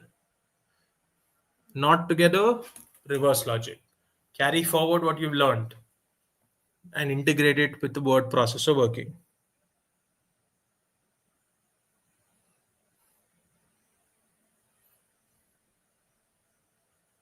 No, Simran, 96 is not right.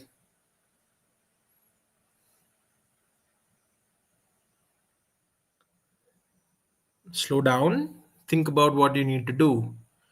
Total minus the eyes are together. So when you're working with the eyes are together, follow the togetherness process properly. When you go back to the quantity that is together, it's two eyes. It's alphabets, not people on chairs anymore.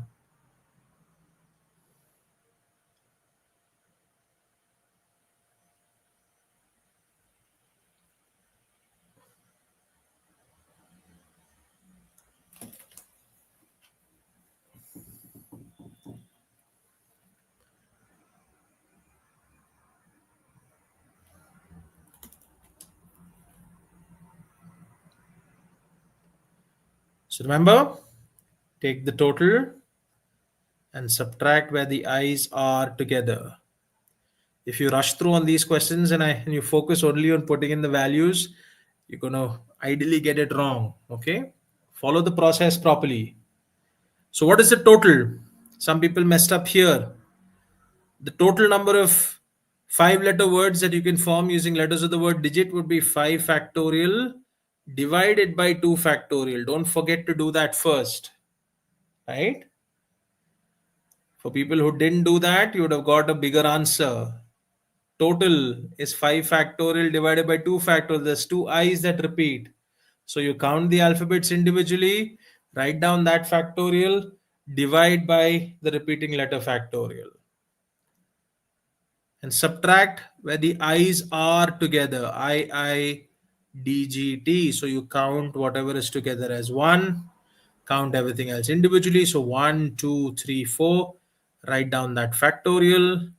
Go back to the quantity that is together.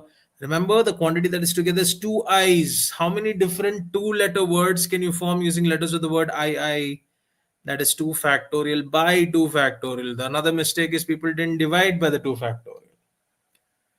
So this basically will boil down to 5 factorial by 2 factorial, which will be 60 minus 4 factorial. 4 3s are 12, 12 2s are 24. So 60 minus 24 would give you 36. That would be the answer.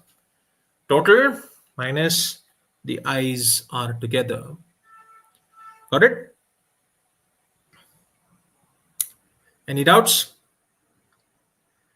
So even when you work with alphabets, right, same processes carry forward. Right? You can have the word togetherness as well. I can also say, in how many ways can you have a 5-letter word such that D and T, right, have to be the first and the last letter respectively. So if somebody tells me that, I will fix the letters of D and T, and I will arrange in these three spaces, right? IGI would be 3 factorial divided by 2 factorial. So even if they give me any sort of condition, I would treat it exactly the same way as what I did with a permutation. The thing is, the only difference, it's not people on chairs anymore, it's alphabets. So I have to take care of repetitions. I have to not forget to divide by the repeating letter factorials. Got it? One big application, though, not one big, two big applications. Okay, what didn't you understand, Mohammed?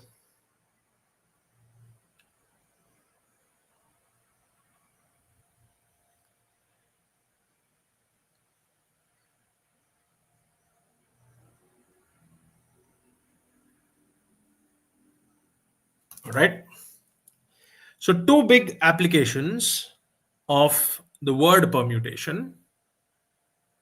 Okay, the last point I made was, suppose I give you the word digit and I asked you, how many different 5 letter words can you form using letters of the word digit such that all your words start with the letter D? So if all your words start with the letter D and end with the letter T, so what would you do? If all your words have to start with the letter D, then that's only one way of filling up that first space. The other 4 alphabets, I, G, I, T, I can arrange the way I like, right? So that would be 1, 2, 3, 4. That's 4 factorial divided by 2 factorial. So that would be 1, 2, 4 factorial by 2 factorial. So basically, I'm giving you certain conditions, right? I'm saying I want D to be I want all the 5 letter words starting with D. So now if I tell you I want all the 5 letter words starting with D and ending with T, right? Then what would I do? I would say this is one, this is fixed, D and T are fixed. I have 3 alphabets, I, G, I, and I can arrange these 3 alphabets the way I like. So that will be 1, 2, 3 factorial divided by the 2 I's, which will be 2 factorial. That will be 3. Got it? So I can give you any sort of condition, right? I need not give you only togetherness. I can ask you to fix the position of 2 of the alphabets, right? And then ask you to arrange the others. The process still exactly remains the same as what you would do with alphabets. What you do with people on chairs. The only difference is that when I'm taking the arrangements of the alphabets, I have to consider the repeats as well. Okay. There are two very, very, very important applications of the word permutation.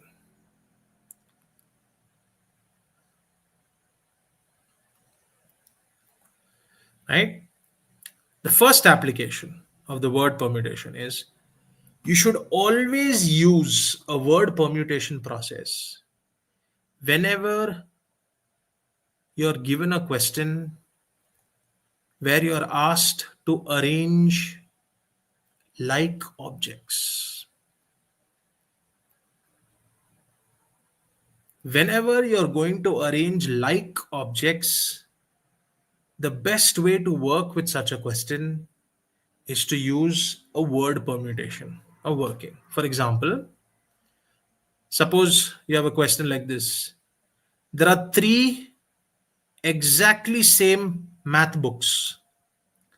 There are 3 exactly identical math books, 2 exactly identical history books, and 3 exactly identical physics books. That's how books will be on a in a bookstall, right? They would keep all the books from the same author together, right? Or the same books together in one bundle, right?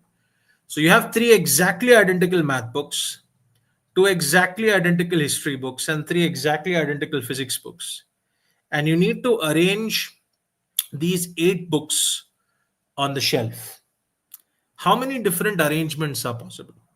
So whenever you see that you have like objects, always represent the like objects in terms of alphabets. So this is MMM. I'm representing the 3 math books as MMM, the 2 history books as HH, and the 3 physics books as PPP. And if I want to find the arrangement, it would be 1, 2, 3, 4, 5, 6, 7, 8. That's 8 factorial divided by 3 factorial for the 3M's, 2 factorial for the 2H's, and 3 factorial for the 3P's. Right? That would be my answer. So whenever you're arranging like objects, represent the like objects with alphabets and find the arrangements using the word permutation format. That's one application of the word permutation. The second application of the word permutation is when you need to count out how many routes are there from one point to another when you're going in a particular direction.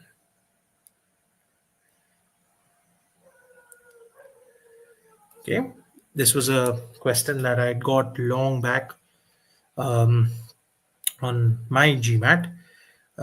It was the older edition of the GMAT, right? When I'd taken it, I think the first time. So the question was, it was a worded question where it said there was a city, and that city was divided into 16 blocks, 4 cross 4, like this, right?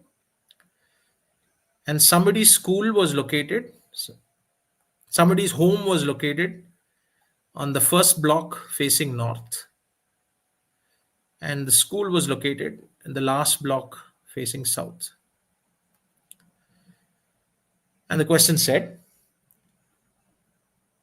if that person had to travel from home to school, and the only direction that that person can travel is right or down, or combinations of right and down, the only direction she can travel is right and down.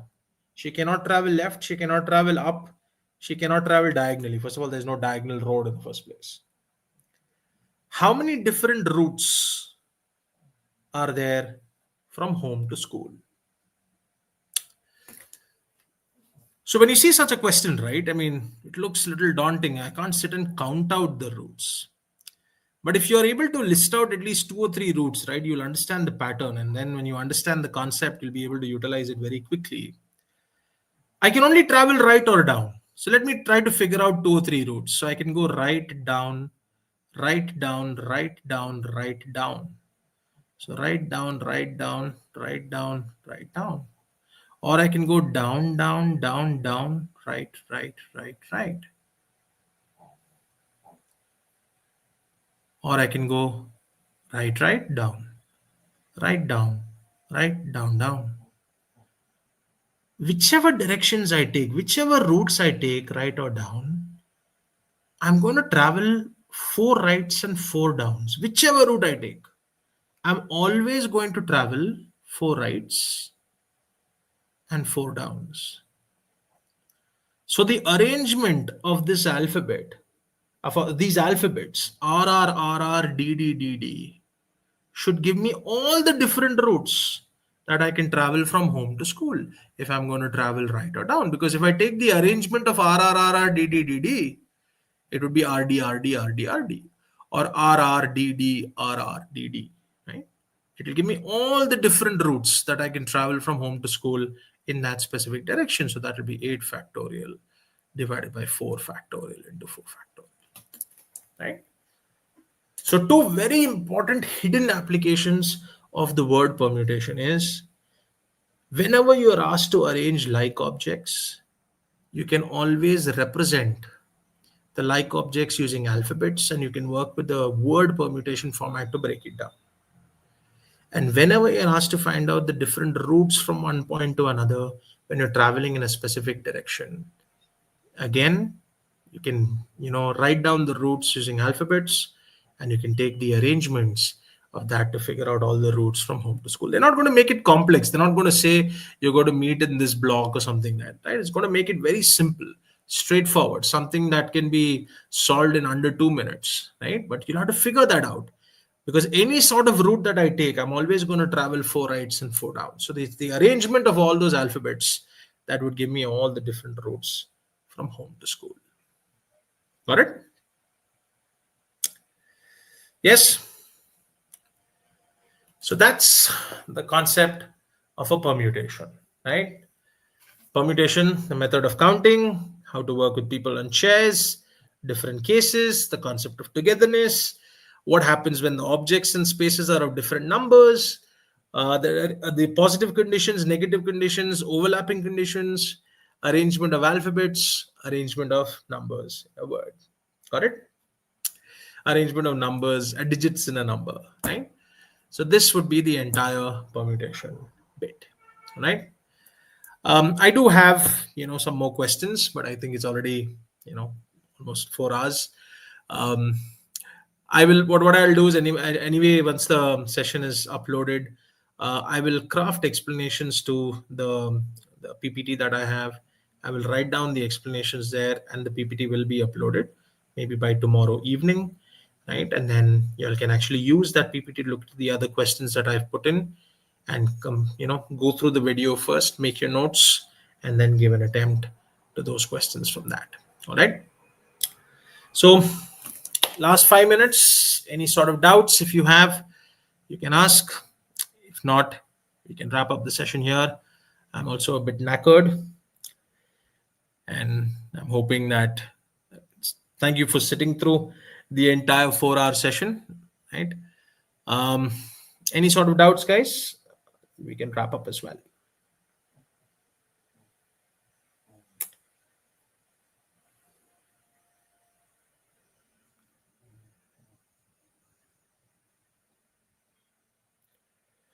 Harshita, I don't know if you heard me before, but since your test is in a couple of weeks, um, you can maybe ping me on LinkedIn, and I don't mind sending you maybe a video, right, of the data sufficiency bit, right, and you can go through it, right, and hopefully it helps you on your test, right. I put in structures there, which I'll anyway be doing in a couple of weeks time here on GMAT Club directly, right. So you can just send me a ping on LinkedIn. I can send it to you. All right.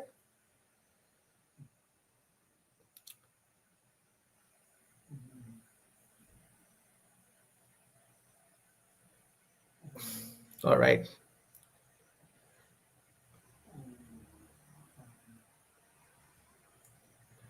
All right, guys. Yes, yes, I do one-to-one personal tutoring. Um, but my slots are unavailable this month, right? So got to wait until next month for it. All right, I have too hectic of a schedule, and I don't take more than 8 to 9 students at a time on board. So I would have slots opening up only next month. All right. Okay. All right. I'll see you then in another 3 weeks of time. I should be doing data sufficiency. If not, absolute values. I'll let you know maybe a week before the session is right. Remember, guys, it's a 3-week cycle. I'll meet you every 3 weeks. I've already taken up 3 sessions before, one on algebra, one on inequalities, and one on probability. For those of you who have not gone through those videos, please do so, especially the algebra one. I think that I would deem it to be slightly important because a lot of algebra and number property based questions in the quant section. So the algebra bit will help you going forward as well. Okay. If you get some time, go through those videos as well. And I'll be uploading more videos through GMAT Club on this channel as well. Okay. So thank you for sitting through the session. I'll see you next week.